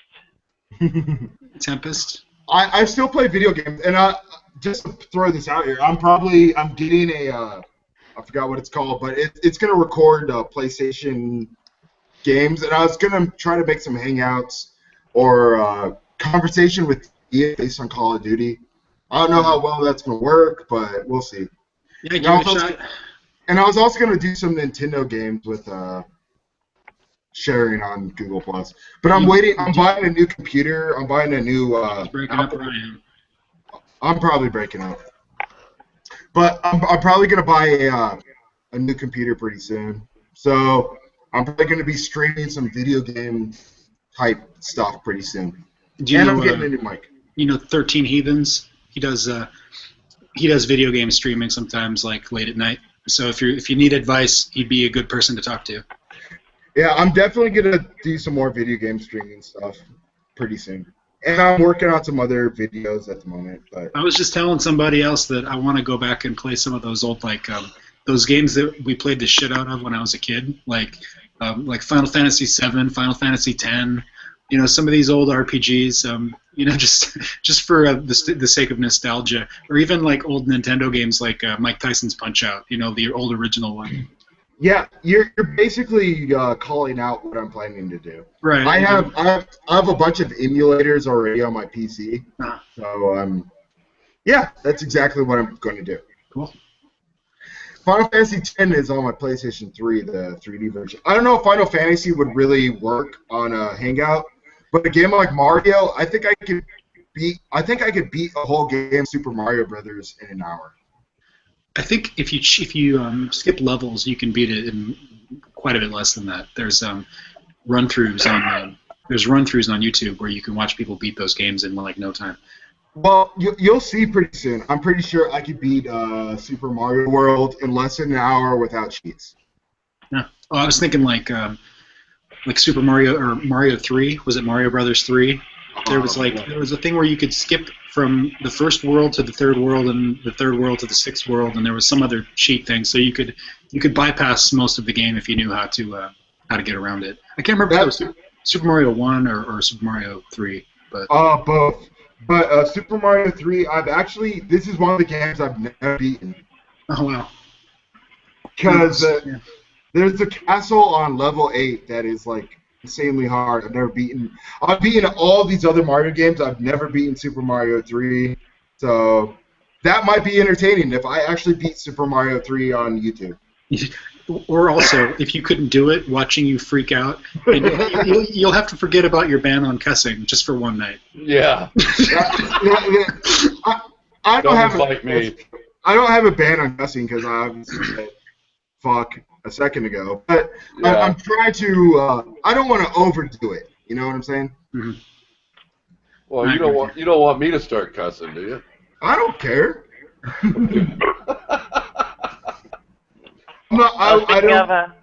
I'm hard to offend. I'm not gonna lie. I let stuff slide off my back. I'm an atheist. I expect this on YouTube. Yeah, it's my day off. You can't offend me anyway. So. Since I was washing my hands, there's myrrh in my toothpaste. What is that? It's a biblical ingredient. There I go. There's some more overtime. Yeah, it's myrrh in my toothpaste. Do you have any frankincense? But there's no seed in your toothpaste, right? No. No seed? Okay. That reminds me of a song when I was a teenager. No stems, no seeds that you don't need. Acapulco Gold is... Yeah, that's funny. I live in Colorado where pot is technically legal, but it's really not because you can't have a job and smoke pot because they test you. So. Well, they're about to legalize it here, medical, I think, in Florida. Where I'm no, we in Colorado we've had medical legalized for almost 8 years, and now it's been legal for a year. But how's that working out? Well, it doesn't matter. There's no difference. Like if you lived in Colorado, medical marijuana was technically legal marijuana. It's the same thing. But if you have a job, they can test you for marijuana. So I can't smoke marijuana, and I don't do marijuana, mostly because I don't want to get fired from my job. That depends a lot what kind of work you're doing, though. I mean, because a typical person working in an office, I mean, they're not going to be as likely to test you as if you're like a crane operator or something. You know what I mean? So, well, I don't want to get too specific at where I work. Mm-hmm. I get paid. I have a job where I get a 6-figure salary, and we make beer. I work at a brewery. In Colorado, there's a lot of breweries, so that's not specific. It's crazy that they would test you for smoking weed at a brewery. Well, there's a lot of heavy equipment in a brewery. Right, so it is. Yeah, that's what I'm saying. You're like I said, it's like a crane operator. You don't want somebody, stoned operating heavy equipment. So that's not surprising. Yeah. But you don't want someone drunk doing the same thing either. Sure. But if you were drunk, I mean, they wouldn't probably blood alcohol test you, but they'd be able to tell if you were drunk. If you were drunk at work, yeah. Oh, do they? Well, yeah. If I was at work and I was to get injured, one of the first things they do is give you a breathalyzer. Right. Mm-hmm. That's interesting. Well, yeah. Well, actually, that's not surprising considering that you work at a brewery. I mean, but going to do that. I think honestly, a lot of places do that, though, don't they? I totally agree with that. I totally agree with that. That's for liability reasons. There are legal reasons. Yeah. Why they do that. My issue, more or less, is the test they do at my job is a hair test. So my thing is, if they test you to make sure you're not currently drunk or you're not currently high, I get that point. But if they have a test that goes back 3 months, that really has nothing to do with. I think that's a lie, though. I don't think that. I mean, they say that about weed, that it can go back like 90 days. But I mean, I knew people that were in drug treatment, and they could smoke, as long as they were like a couple of weeks out. There are tricks to clear it out of your system and stuff. So I mean. Well, it depends on the person, because as far as it varies. As far as I've known, the THC sticks to the fat cells. It depends. It depends on your metabolism to some hair is the one they use to test.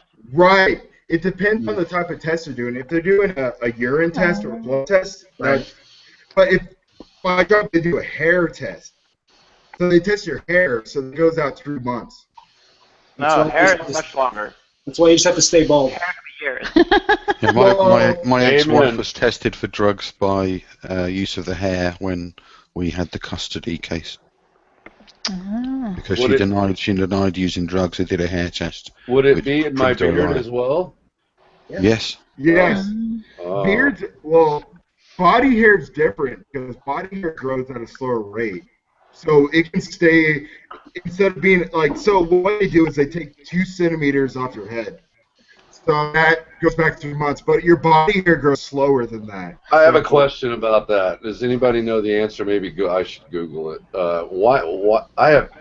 When I had hair on my, I still have hair on my head, okay, but I'm balding, obviously. Why is my hair on my head perfectly straight? I mean, straight as an arrow, and the hair on my beard curly? Because God made it that way. Oh, thank you very much. And Benny, that goes back to the very beginning of why I came in this hangout, because he had said, I'm so blessed. FX said he was so blessed. So. I do feel blessed. I'm not gonna lie. I've had a great year. This is one of the best years of my life. What's like so good about it? I've gone from making maybe $40,000 a year to like $120,000 a year. Like it's. Wow. Is that just like crazy ass overtime? I mean, it must be, right? Can I get a loan, brother? There is quite a bit of overtime involved in that. Because you said, I mean, if you're working some kind of, yeah, that's the only thing. I mean, I'm just like, damn, I'm about to start private messaging you, like, what in the hell did you do to triple your salary in a year? I mean, to answer your question, Bob, it's to do with without the overtime, I'd still be around 60 for a year. But I'm at half a year and I'm at 60, so I have a lot of overtime. I'm not gonna lie, but I'm not even full wage yet. So. To answer your question, Bob, it's to do with the shape of the follicles. Oh, that's true, it is, yeah. Yeah, that was the real answer. You're quite right, I've forgotten about that. There are round follicles, oval follicles, and square follicles. Like Asian people tend to have more round follicles. It keeps the hair very, very straight. Wavy hair is more of an oval follicle, and the kinky curly hair is more of a square follicle. Yeah. Interesting. So I have square follicles on my face and oval or round on my head. It's not that they're perfectly square. It's just they're more square shaped, and so they, if you can picture kind of a rectangular shaped hair, right? When it comes out, it curls up around itself in a way that a cylindrical hair would not. Right. But also, there's something to do with the hormones in puberty. Your sex hormones tend to twist the hair follicles because your skin is more sensitive to the sex hormones. So, Robert, are you trying to say you have curly pubes? No, I'm saying I think I was saying that I had pubic hair on my face. Well, it's the same reason you get acne on your face. And you don't get all right, I don't want to see any videos with that. Okay, plausible deniability. I'm not. If any videos pop up about me saying that, I'm gonna deny it. Hey, Robert, I've had pubic hair on my face too. Well, that's a whole nother story, brother. Okay, let's not go there because that could go in any direction. All of us. He thought that his facial hair was too sparse, so they did a hair transplant from down below to up high. Well, that's the thing, you know. If I got it transplanted up to the top where my bald spot is, that would look funny, right? I'd have this patch of square follicles surrounded by oval ones. Well, you could get rid of all the old ones and just do pubic hair all over your head. You look like a mullet. Yeah, it looks like a bad haircut on a just keep growing your beard and then just sweep that over. I think they did a Saturday Night Live episode where you transplant pubic hair onto your head. Oh, jeepers. I don't even... Yeah, there have been... Also, Bob, some of the follicles on your head can be switched off during stress. And your body attacks itself, and your immune system will switch off your hair follicles. All I can say, the nature of this conversation, the way it's going, I'm so glad I have a lovely head of full hair. Yeah.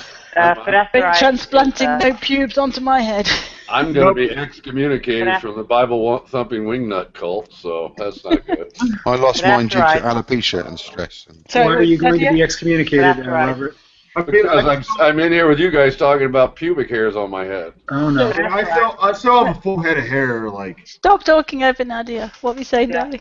Finasteride can suppress the balding effect of DHT, although it's probably not the only thing that goes on there. Bad news is, I think that one, once you've been hit by it, it's not really reversible, or not entirely reversible. I think you're pretty much at transplant territory once you've let it go. Mine started on my face. I had a few very small smooth patches, and eventually they all joined up. And at one point, no hair grew on my face at all, which is great because I didn't have to shave.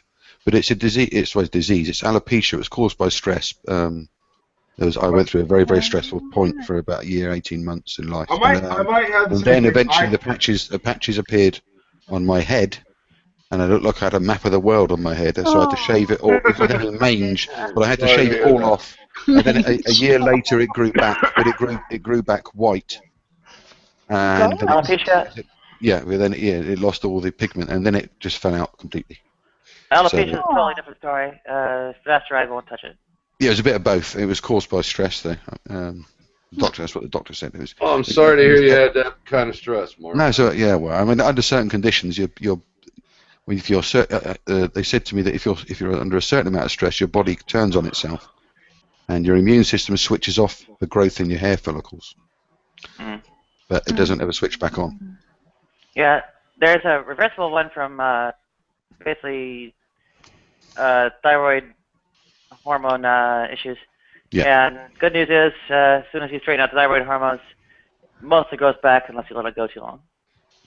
I mean, I did have a bit of male pattern baldness anyway, slight patch at the back, but the stress and everything else didn't. But there's no point in trying to keep a comb over or trying to grow it long one side. So it's just, I was thinking of doing a beard over. A beard over might be good.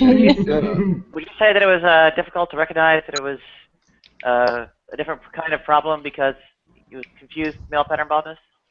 A little bit, but then I recognised the patches, that the alopecia status. I knew that wasn't anything to do with male pattern baldness. But it's very weird. At first, I thought it was great because you didn't have to shave, but then when it starts happening on your head, it does look horrible. So I wore a baseball cap for about 18 months, but I had to shave it off because it just looked awful. Looked like I had some.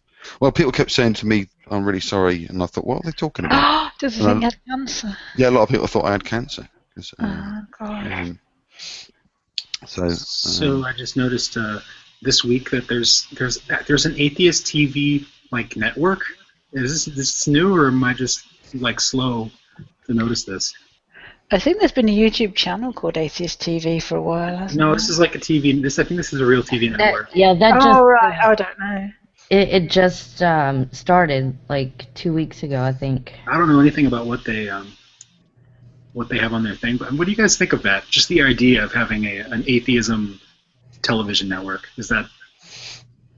I'm personally I'm kind of worried about that because one, I'm not really married to this term atheist. It makes sense. I get it. I don't believe in God. That's atheist, but it's turned into something else, and I don't know. I don't. There's a lot of stress that deals with people claiming to be an atheist because I don't want them to afford things that people are just going to assume that's what an atheist is. I'm more than happy with atheist, meaning I don't believe in God. That's it. Yeah. I don't really want it to go beyond that because that's when we get into the weeds. Well, I think if they kind of stick to debating or showing debates or something on that one in that field of, I think that would be cool because I think information does need to get out there. So I'm cool with that, but I understand why FSX is worried. Like if they start talking about topics that not everybody agrees on, there's going to be problems. Right. It leads to the impression that atheism is a religion, and I fight against this constantly. It does something. It's not a religion. It's not a religion. It's not a worldview. It's not a way of life. It's not any of those things. The interesting thing is, it's like. I didn't mean to cut you off. I just think that it's. The thing I think is that when people first deconvert, if they deconvert from a religion, they get, most of the time, they get really, really interested in like learning everything they can about science and all the stuff that was sort of forbidden knowledge when they were religious, right? Now they're going to taste that forbidden fruit, but that goes away after a while. And so, whereas like Christian television, that's meant to be a way of life for life. Atheism as a subject, as an interest point, is I don't know. It's not that interesting. How much P.Z. Myers and Richard Dawkins can you stomach? You know? I mean, really, how much of that do you need? And once, Well, it depends on if they personally speaking. And there's a lot of stuff. There's a lot of stuff we're interested in that is not explicitly atheist. Like I love Cosmos. I love Neil deGrasse. science. That's what I was gonna say. They And, might. and they don't push the atheism thing, and I don't care. I really don't give a fuck because it doesn't matter. It doesn't matter. My biggest issue is that people look at reality and they take it for what it is. They don't have to. Atheist is the label and it's useful. I get it, but it's not a very good label if we're trying to label what we really believe. Because a lot of other things would technically fall into the category of the atheists. Like Raelians are technically atheists. Anyone who doesn't subscribe to a specific God would be an atheist, and that's not at all what I'm into. well, it also kind of makes it sound like the not believing in God's thing is like the most important part of who you are. You know? It's not. When you wear that label, it's like, this is what I am. I'm a non-God believer. It's like, well, yeah, I'm that, but I'm 1,000 other things, and that's not such a hugely important part of my identity. Sometimes I try to just avoid the labels altogether, just because I'm tired of arguing about what the labels mean. And so many times people bring it up, and then they just want to argue about the labels. And that's just, for me anyway, that's like probably the most boring conversation. You're definitely right. Like my biggest issue is that people accept reality for what it is, and be reasonable about decisions they're making in life. I'm not so much concerned about them calling themselves whatever. I don't give a fuck. I'm more concerned about people just accepting reality and life on life terms, right? Life on life terms, or whatever you call it. Right. I think it was Sam Harris who several years ago said something like that his goal is to help there be an epidemic of reasonableness, or something like that was how he put it. He said, I don't really care. He said, I don't really care about the labels, but I would really love to encourage an epidemic of reasonableness. And I couldn't agree more than that, Definitely. It's not about reaching all the same conclusions. We don't all need to reach all the same conclusions about everything, But if we can be more reasonable about the way we arrive at our conclusions, that's a huge step in the right direction. Definitely. And real quick, I need to put this out. If you want to join this hangout, I have a link on my YouTube page and I have a link on the events page. So feel free to join. Looking to get some more Christians in here. It doesn't even matter. You don't have to be Christian, but yeah, we need one that's on the clock, right? That's right. Well, the thing is, like, this hangout isn't really attacking Christianity or anything like that. So it doesn't matter if you're Christian. We're just having a discussion. I would punch in, but you know what? I've got so much overtime. God would be really pissed at me right now if I punch in. So. And hopefully, Robert, I try to structure this hangout that you don't feel attacked, and I'm trying not to attack you in any way. Oh, I feel awful, man. You're making me feel awful. I mean, we've been talking about pubic hair on our head, and I feel awful. I've heard like 5 or 6 F-bombs. I'm gonna have to go take a shower after this hangout, man. Well, Robert, you're the one who brung up the pubic hair on your face. So, did I really? The only Christian here dragging it down into the gutter, as always. Yeah. What happens when you hang out with atheists? It starts to rub off on you. You have to take a shower after the hangout. Well, you have to figure, honestly. Hey, I'm not rubbing off on anybody here. I'm happily married, thank you. Oh, that must be Mark. I mean, honestly, most atheists more or less. More or less, atheists. Most atheists are coming from the Christian tradition, so we're kind of in the same boat. And when we don't argue about biblical shit, it tends to be a pretty nice conversation. I'll be the judge of that, but I'm not on the clock, so I can't. So. Well, yeah, I don't like the world. Robert, are we arguing about religion right now? No, you just made a claim and I felt like going all side 10 on you, but okay, I can't. So. Well, you can go side 10 on me. I mean, I've already owned side 10. Okay, I'm satisfied. Let me try my side 10 impersonation. You ready? All right, let's do it. Okay, this is for fun, so I can't get paid for it. No reward for this one. Just before you do your impersonation, Robert, are you sure about that? Exactly. That's exactly. You're stealing my thunder, D. Thanks a lot. I mean, can you do it in a Rand Campbell voice and start with the well? All right, don't talk about my brother. I'm pretty thoroughly immune to pre-sop, but if you want to try it, go for it. Okay. Well, earlier you mentioned reality. Right. Right. If we would just all, believe what's real, basically, is what you said.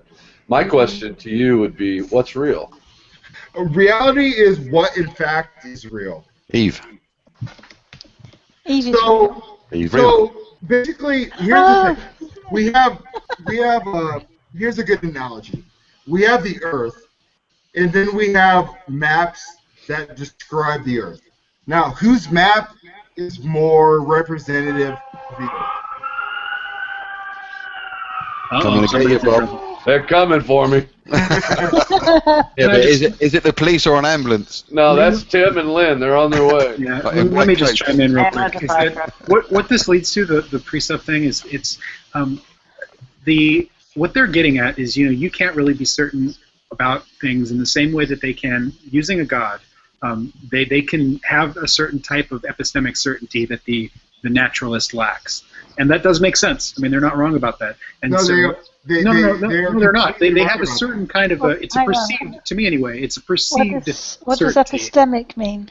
But it's a complicated way of saying God did it. That's all it is.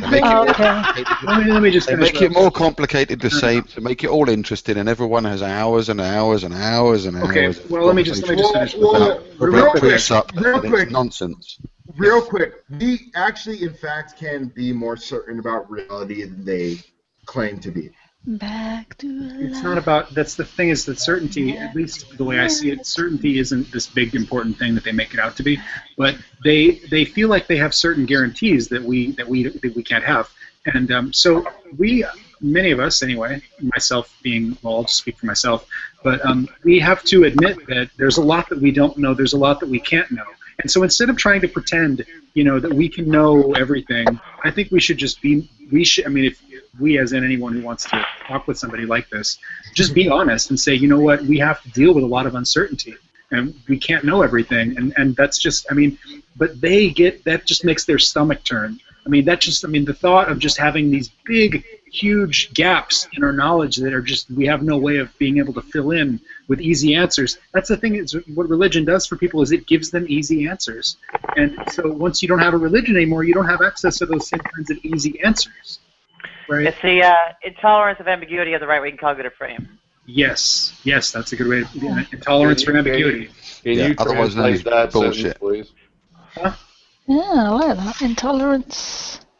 My granddad used to call it baffling people with bullshit. All right, let me put it in simplest terms possible. And what I meant by that, it's a philosophical approach. It's what is reality? You know what I mean? In the big picture, I'm talking about. I'm not talking about in just the natural world that we live in. I'm stepping back from everything. What is this thing we call reality? Well, we can only know the portion of reality that we experience, right? So yeah, we don't know anything beyond the natural. We know what we experience on the day-to-day, but if you're going to say... That leads into this question then, with me anyway, and this is not Side 10. This is raw 5069. If we don't know, if there's things that we don't know, then why is it that we call those things that we don't know supernatural? Well, we don't. I mean, that would be one type of thing we don't know, but we also don't know lots of natural things. But but aside from that for a second, to speak on that, the supernatural is where I'm trying to get to. That to me is a dirty word. And what I mean by that is it's always used in a derogatory sense, seemingly to me. Not always, but a lot of times. Yeah, I mean, there were a lot of things that were supernatural until we found the scientific explanation for them. I do know what you mean. I think it is sometimes used like with reference to woo-woo and that kind of thing. But yeah, to me, if you say something supernatural, I think, well, it's beyond the natural that we understand at present. Right. It's beyond what we know to be what we perceive the known world. So it's the unknown, and it gets labeled as, oh, that's you're stepping into the spirit world. You're stepping into supernaturalism, and you can't know that. We don't know that. Nobody knows that. And I would argue that you can know that. So, and that's where the whole, and here I'm punching in, what Jesus said when he's in chapter 3 of John, you must be born again by the Spirit of God. Okay, you've got to be born physically, you've got to be born spiritually. So that's where you start to understand what we label, all of us, at least in the English language, as supernatural. And I don't like that term. I really don't. I consider, that to be natural. To me, it's natural to me, the spirit world. You know what I'm saying? That is a reality within me. That's something that I've experienced, something that over the last 30-something years. So whenever I hear someone say, oh, you're just talking about supernatural things, to me, that's not true, because I've experienced what you and other people might call supernatural. Okay? So, and I can't, it's not something that I can show you, obviously. It doesn't have material form because it's spirit. So it's very frustrating for someone like me that tends to be a more spiritual Christian, because I can't just say, here it is, look. You know what I'm saying? It's a concept. But that is what would make it supernatural if you're using the term in its literal meaning. Right, and I'm probably not using it correctly. You know what I'm saying? Yeah. That's why I don't like the word, because it's so generalized and it can go in so many different directions that it becomes an offense to me.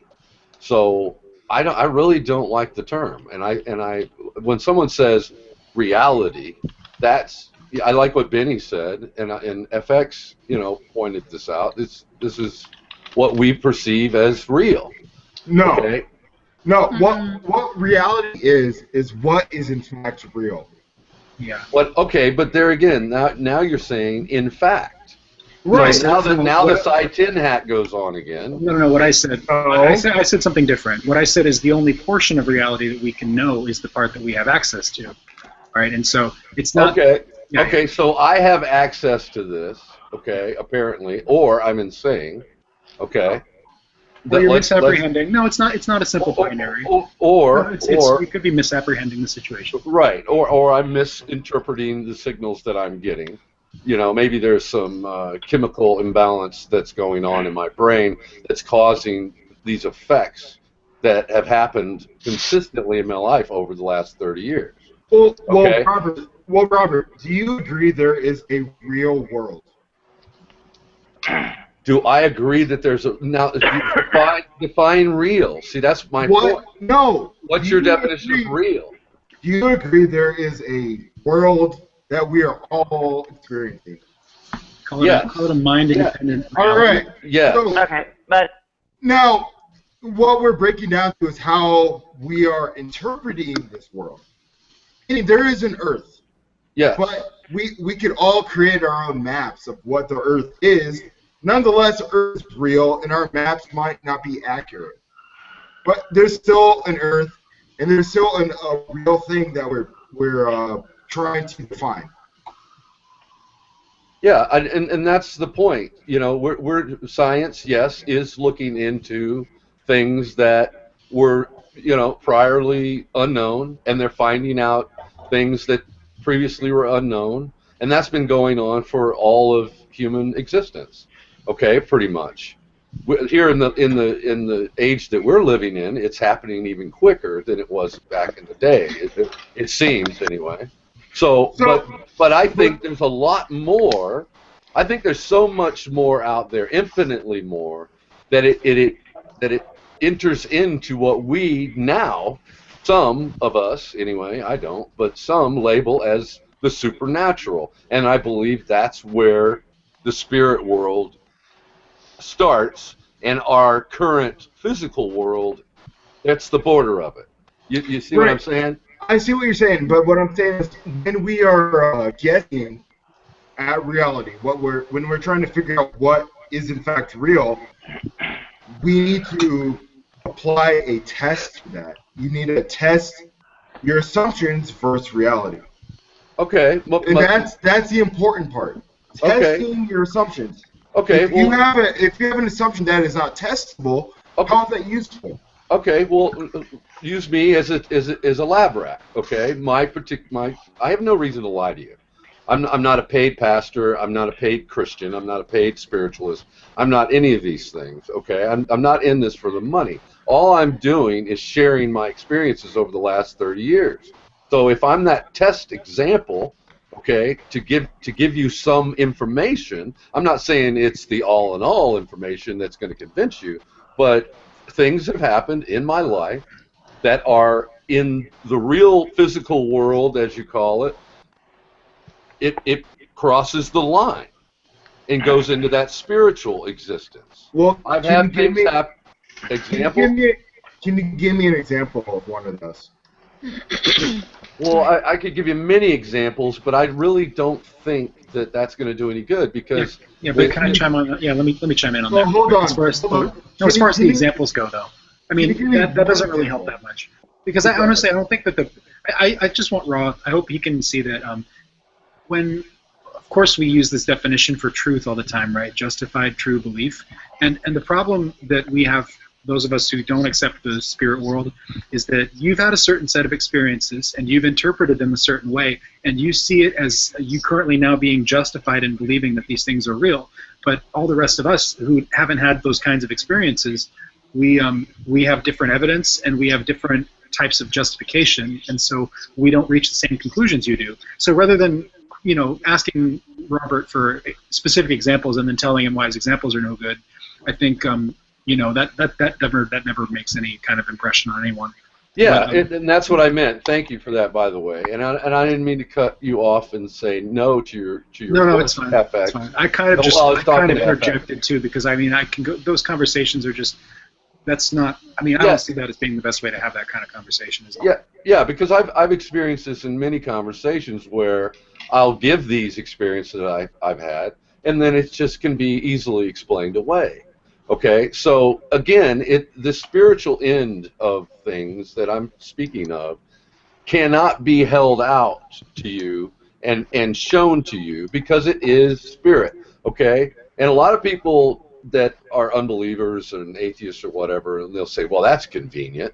And I would have to agree with them. It does seem to be awfully convenient that we have this little magical Sky Daddy kind of thing going on, the spirit God, that we can say, well, he's there, and I know he's there, like the Scythian, atheist says, it's been revealed to me, right? So basically that's what he's saying. Well, Robert, do you have any examples that are not convenient? Well, yeah, I have physical examples, but like... All right, let's get to those. Well, I've witnessed miracles, okay? Give me an example. A little girl got hit by a car in front of my house when I was in my mid-20s. Okay. And I was the first one on the scene. Okay. And she wasn't breathing. An old lady out of nowhere, before the ambulance showed up, walked out, laid her hand on her, and said, "Dear Lord Jesus, don't let this little girl die." At that moment, with the little girl's head in my hands, sitting on the pavement of the road, the girl started breathing. That second. Now, some would say good timing, coincidence, etc. I looked up, the ambulance was there, and the old lady was gone, just gone, vanished. I don't know where she came from. I don't know where she went. Now, I've never forgotten that. A couple of days later, I ran into the little girl's friends because they were neighbors of us. I said, "Is so and so okay?" They said, "She's fine." So what would you have said if that little girl died? What would I have said? Would that disprove your God? No, I think well, no. I don't. I think God allows certain things to happen. I believe what the Scripture says, that all of us have a day, a set time, that we're, a day that we're going to die. So do you not see how, from my point of view, there is a heavy influence of confirmation bias in what you're saying? Yes, I do, and that's what I was trying to tell you earlier. I could give you example after example after example, and it's not going to convince you. That it's like me being able to time travel, okay, and go back 2,000 years and tell somebody, hey, we have helicopters and fighter pilots from the time that I'm from. They would look at me and go, yeah, right. If it isn't convincing to anybody else, why is it convincing to you then, Raw? Because I've experienced it. But what you're describing, what you're describing doesn't defy expectation. He expects people to get hit by cars and to survive. Yeah. That's it reminds me of think of some really like the worst form of cancer, that let's say that 99% of people that get this cancer die. Okay, so you've got a sample of 100 people, and one of those people survives because statistically, right, that's what you're going to expect, and that guy happens to also be a Christian, and so he has this cancer that kills 99% of everyone that get it, and then he survives, and of course he says, God saved me. But all the dead people aren't there to say, God didn't save me, right? So I mean, there's just these statistically maybe significant to you, but insignificant in the larger scope of things, events like this. If we're going to be honest, we would just say, sometimes people get better, sometimes they don't. I mean. What I would say, let me just qualify this whole discussion from my point of view before you continue. I think the event was for me. Okay, in my faith, because I was in shock. I didn't know what to do. All I could do was sit there and hold the little girl's head while she sat there and went, trying to get her breath. So can I ask a question? So do you think that God actually allowed this girl to suffer just to increase your faith? That's a good question. I think the event took place and God used it, okay, to increase my faith. I don't necessarily think it was caused just for me, but I think God used it. Let me hear the screeching of the tires, come out and see the old '65 Mustang that had plowed into the girl at about 40 miles an hour and dented the hood of the car. The bumper and the hood of the car looked like the car had hit a telephone pole. That's how hard it hit the little girl. So in your view, God has to name a little girl in order to convince you of something that he could easily. No, I'm not saying that. I'm saying that he used that and allowed that event to happen to increase my faith. Well, I don't know. Why? I don't know, and that's all I know is that it happened. So I don't know why. But could wait, could that not have happened otherwise? Could a girl not have just been hit by a car and no God was involved? Well, yeah, of course. So why are we attributing this to God? Because the old lady walked up, put her hand out, bent down, put her hand on her leg, and said, "Dear Lord Jesus, don't let this little girl die." Instantly, that's when she took her first breath. True, but if you were in a Muslim country, they would have likely said some kind of Islamic prayer for that. Right, but I wasn't. So what's your point? I wasn't in a Muslim country, and I'm not a Muslim. Right. And it wasn't a Muslim prayer. That's my point. Well, if the Muslim prayer worked just as well as your Christian prayer, what is Christianity? Well, I see what you're trying to say, but in this particular experience that I experienced, a Muslim didn't walk up and say Allah Akbar in Arabic and say, God healed this girl. I can't testify. Allah Akbar, God is great. Hold on. My point is that saying words over a person doesn't necessarily mean those words mean anything. Well, but according to the scriptures, it does. Well, And but how? Sure, according to the scripture, maybe it does. But how do we know the scriptures actually are applying to reality? Can I get in here for a second? Two questions, Robert. You mentioned something in your story when you told the initial story, and which I think was a good point, or something I want to come back to. You said you said this would be like if I went back in time, 1,000 years, and tried to describe to these people helicopters and jet pilots and all these things that you have, in the time that you came from. Right? The first question, this is a two-parter if I can. The first question is, if that happened, and if you really did go back and you really did describe jet pilots and helicopters to people 1,000 years ago, would it be rational for them to believe in helicopters and jet pilots simply based on your story that they were true? I would agree with you, Carlton. I no, it wouldn't be. Okay. And I'm sorry. Yeah. And I mean, and the second part of that, though, which is, I'm on your side, and I think that what I'm hearing in the room, and I could be wrong here, okay, and I think this happens a lot. I mean, I don't think that atheists get to tell theists what level or what quality of evidence they have to justify their own belief. I think I can set my own level of evidence for anything that I am willing to accept. Because I think even if you flip that around amongst atheists, and you said, Carl and all the other atheists, what would you accept to prove God? Each of us would probably have a different level of evidence that we would require for our own personal acceptance of the idea that God exists.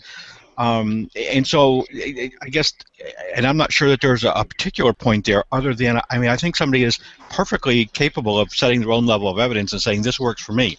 But if they are honest enough to turn around and say, but that doesn't mean that I think that you should believe just based on my story, then I think that's a legitimate position. Okay. Wasn't a second part of a question, or was that? Well, I guess there wasn't too bad. I can think up another one if you really want one. Carl, I don't know if you've been watching, but I said something similar, but you said it better than I did, so thank you for that.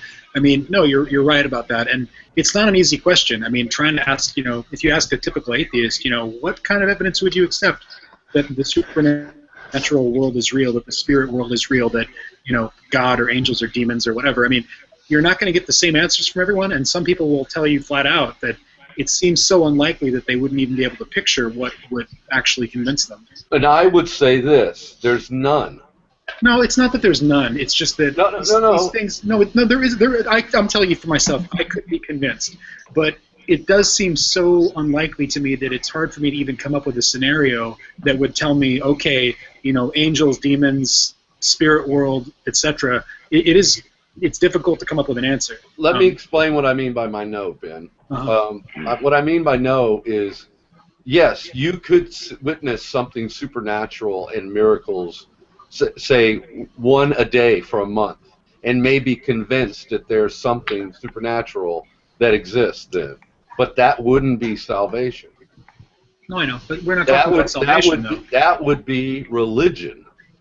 And true salvation is a gift, according to the scriptures. Well, we were talking about, you're right, you might be right, but I wasn't talking about, I didn't think you were either. I wasn't talking about salvation, I was just talking about being convinced. Right. Well, the convincing is what I'm trying to get at.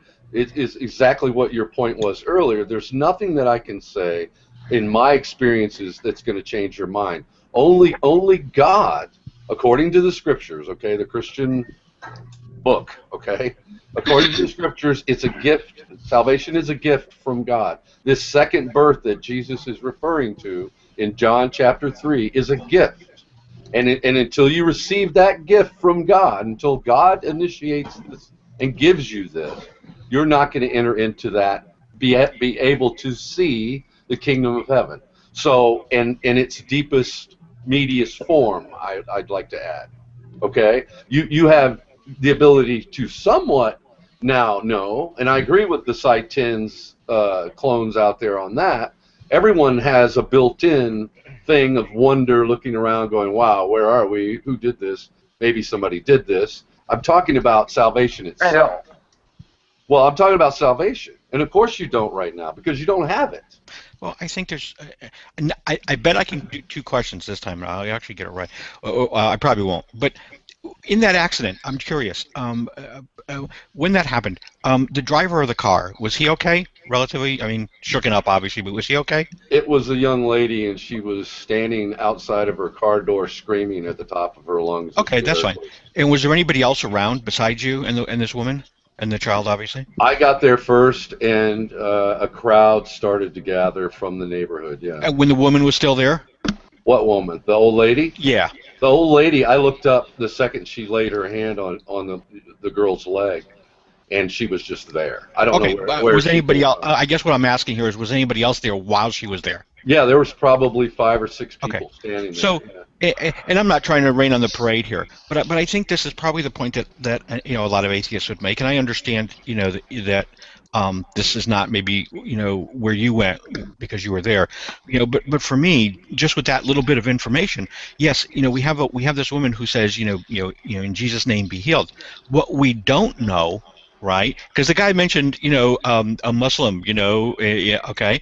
What we don't know is there are other people there. Who's to say that one of them, or all of them, were not all praying to different gods in their head? I mean, a prayer is a prayer, and then you're sort of stuck with, well, now which one actually got answered? Yes, the old woman was the more visible one because she took some action, but that's not to say that the 3 people standing behind her weren't all praying to Zeus for that. Well, yeah, I would agree with you, Carlton, but she was the one that said it audibly. I understand. And that's what I heard. So. Okay. Yeah, but I mean, even if she said it audibly, let's say Thor is real, and that this girl is of European descent, and Thor decided to take pity on one of his people, even though someone was praying to a different god. Like I said earlier, before a lot of you guys hopped in, where Benny and I were talking about it, any amount of experiences that I've seen, it's not going to convince you because it's easily explained away. Revelation is necessarily first person. It is, and that's what I've experienced over the last 30 years, and it is personal, and and that's why I said I believe it was for me. Well, here's the other part that I'm curious about with that, and that is, you mentioned that a person really can't come to this realization unless God changes their mind or changes their heart or provides the evidence that is required for that particular individual, like you were saying that he did for you. If that's the case, and this is kind of a weird question, but if that's the case, if God knows, for example, for me, let's say, God knows what level or what amount of evidence he would have to provide and what kind it would have to be for me to change my mind about his existence, right? Yeah. Okay, if he does that, okay, so God says, okay, Carl needs X, he needs to be at this level right up here, and this is what he's going to require for his brain to change his mind. If he does that, provides that, doesn't that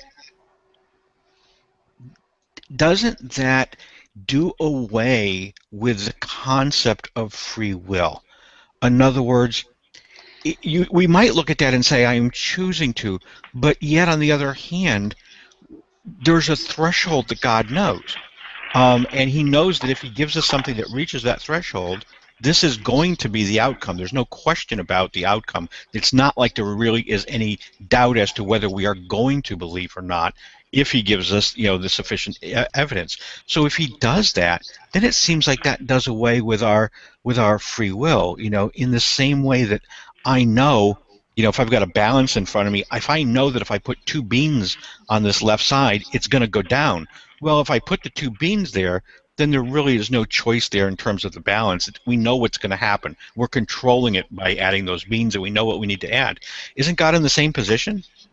Yeah, I think you're right. I think it's a very deep philosophical question that you're asking, and the answer, the easy answer, is this: that I believe it's the sovereignty of God to choose who to give his gift to.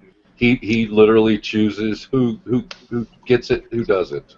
Okay. And that becomes very offensive to many people, that they'll say, well, then free will's out the window. I might as well just be whatever I'm going to be and do whatever I'm going to do. I don't find it offensive because the free will is out the window, right? Because I could buy the argument that if God's all powerful, God can do whatever He wants. Okay, I don't have a problem with that, right? That's what it means to be all powerful. You get to play by your own rules. Right. But here's where I do take offense with that. It's not that He's all powerful, and it's not that He's eliminating our free will. It's that at the same time, there's this biblical claim that God is just. And I cannot see that as just that He would allow people to run their entire life contrary to Him and ultimately end up in hell when He has it within His power to provide them evidence that would change their minds. And in fact, He does give that evidence to some people. So to me, He may be all powerful, and that may be perfectly within His domain to do that, and maybe His right to do that. But I don't think you can call it justice at the same time. Well, think about it like this. How many times has that person heard the gospel? How many times has that person? Well, we don't know. Right. Right. But the person does. But the problem there is, if they heard the gospel 10 different times and they still rejected it, right? Then I could make the argument, though, that God's not doing His job, because God knows what level that person needs to accept Him, and obviously 10 times didn't reach that trigger point, and God knows this. Okay. So it's like teasing somebody. It's like holding a candy bar, right? Or a cookie at an animal in a zoo and outside the cage where you can't reach it. Yes, and I would agree with you that God is very, very austere and severe. So would you say, though, then that? And I'd praise Him for that. Well, but would you say? But would you say that, given that example, like we just said, here's God now who has allowed somebody, me, let's say, God has allowed me to hear the gospel numerous times in my life. Okay, I still don't buy it. So wouldn't you say that literally God is teasing me? No. Well, wait a minute. He is, because He's allowing me to hear it, but He's not allowing me to hear enough to the level that He knows it'll change my mind. That's just teasing. Well, that's the whole thing right there. Faith cometh by hearing, hearing by the word of God. So it's a gift. The book didn't write itself. Can I ask this another way? Is that why does God like you better than us? That's the question that I always get. Why me? And you know what? I ask myself that same thing. I think it's because you've got a beard, and God has a beard. and you guys have that in common. Back to the pubic hairs on the face. No, but really about my question. My question was only half serious. But I'm sorry. If you bring hell into this and you say you're going to ultimately be punished for not just a couple years, but forever and ever and ever for all of time. I mean, so this is like calling this, this is highly important, and right. So to say, well, God just picks who He wants to reward based on some just arbitrary what? I mean, it's to call it unfair would be just a tremendous understatement, right? So you can't take any joy in the suffering of billions of people. You can't do that. Okay, especially when it's so arbitrary. It's not based on good works. It's not based on anything. Hold on, Ben. Hold on. I hear what you're saying, man. Okay, and from outside looking in, it does appear to be very, very severe. I've already said that, right? So God is severe, okay? But He's sovereign. We're talking about, the God of the universe, of He all can do what He things. wants, right? This is right. This is His sandbox. We are His playthings, and I know that's offensive to a lot of people. And I gave an example in a hangout some time ago. I don't know if anybody in here was in it, but I likened it to a 10-year-old setting up his army men in a sandbox and then picking up rocks and throwing them at the toys and having pleasure doing it. Okay, it seems very severe. All right, but at the end of the day, God is a kid on an anthill with a magnifying glass. Wasn't that in the movie Contact? I think it was. But yeah, very similar. Yeah, I mean, so if God is this sadistic kind of a being, then I mean, by what sense of goodness could you call that being good? Because I don't think we, in our current state, understand what is holiness and what is really Can good. holiness include being that kid on the anthill with the magnifying glass, hurting things and getting glory out of causing pain? Absolutely. Holiness could include that. Absolutely. That to me, okay, is kind of an absurd, just as absurd explanation as I gave with the sandbox and the plastic army men, but it's in the scriptures, okay? All things were created for his good pleasure. This is not about us. This is about him. Well, This is his sandbox. We are his creation. All of us are his creation. Even the spirit beings we call angels that he created prior to us. We are all his, created for his good pleasure. Well, here's what I'm according suggesting. to Here's what I'm the suggesting. scripture. Can I would just like speak to up real say quick? something if I can have 30 seconds. I'll be done, but I just want to finish up with this. Is that what I'm suggesting, Raw, is that for the sake of discussion, I could concede that your God exists. I could concede that everything that you're saying is true, but then there's no way for me to say that that being is anything other than a tyrant. So I mean, you would then be I would agree with you. I've already agreed with you. Okay, so I mean, really, on at the that point, on the outside, he does appear to be that tyrant you called him. Okay, but there's more to it than that, I believe. Can I say that? What is the more that there is to it? Wow. Can I say that? Why would you have disagreed with Carlton then? Because earlier you had stated that it was God that selects the elect. So if it's God that selects the elect, wouldn't Carlton be correct in saying that God is teasing him by him hearing the gospel and not believing it, and God not choosing him? Wouldn't that be teasing him? No, I don't think it's teasing anyone when God is offering this free gift. But it's not up to the person to choose, according to you. It's Right and wrong. Okay, let me explain that. I never got to explain that. Okay, I didn't say that we didn't have a form of free will. We do. Okay, but God is sovereign, and He knows who is going to come before they ever come, before they're ever born. Okay, the Scripture says this, and this is something we can't quite grasp as in this natural world. The Scripture says that God knows our needs before we even ask. So that's talking to Christians. Okay, so when you pray, when a Christian prays, okay, that's why Jesus said when the disciples asked him, they said, "Teach us how to pray." And basically his whole prayer was, God, you're everything, you're holy, you're perfect, your will be done. You could sum up the whole Lord's Prayer in that simple phrase, your will be done. Why? Because he knows what's best. I've got one more question then, because if he's an all-powerful God, and you're saying that he actually gives the choice, but at the same time he's sovereign and knows who will make that choice. Right. If he's all-powerful, how come it's not that he can persuade people in their own conscience, in their own minds? I don't think that he's going to force anyone in. That wouldn't be forcing anyone. Well, wouldn't it be? It's like regenerating you. Why not just wait a minute? Why not just forgive everyone? What would be wrong with that?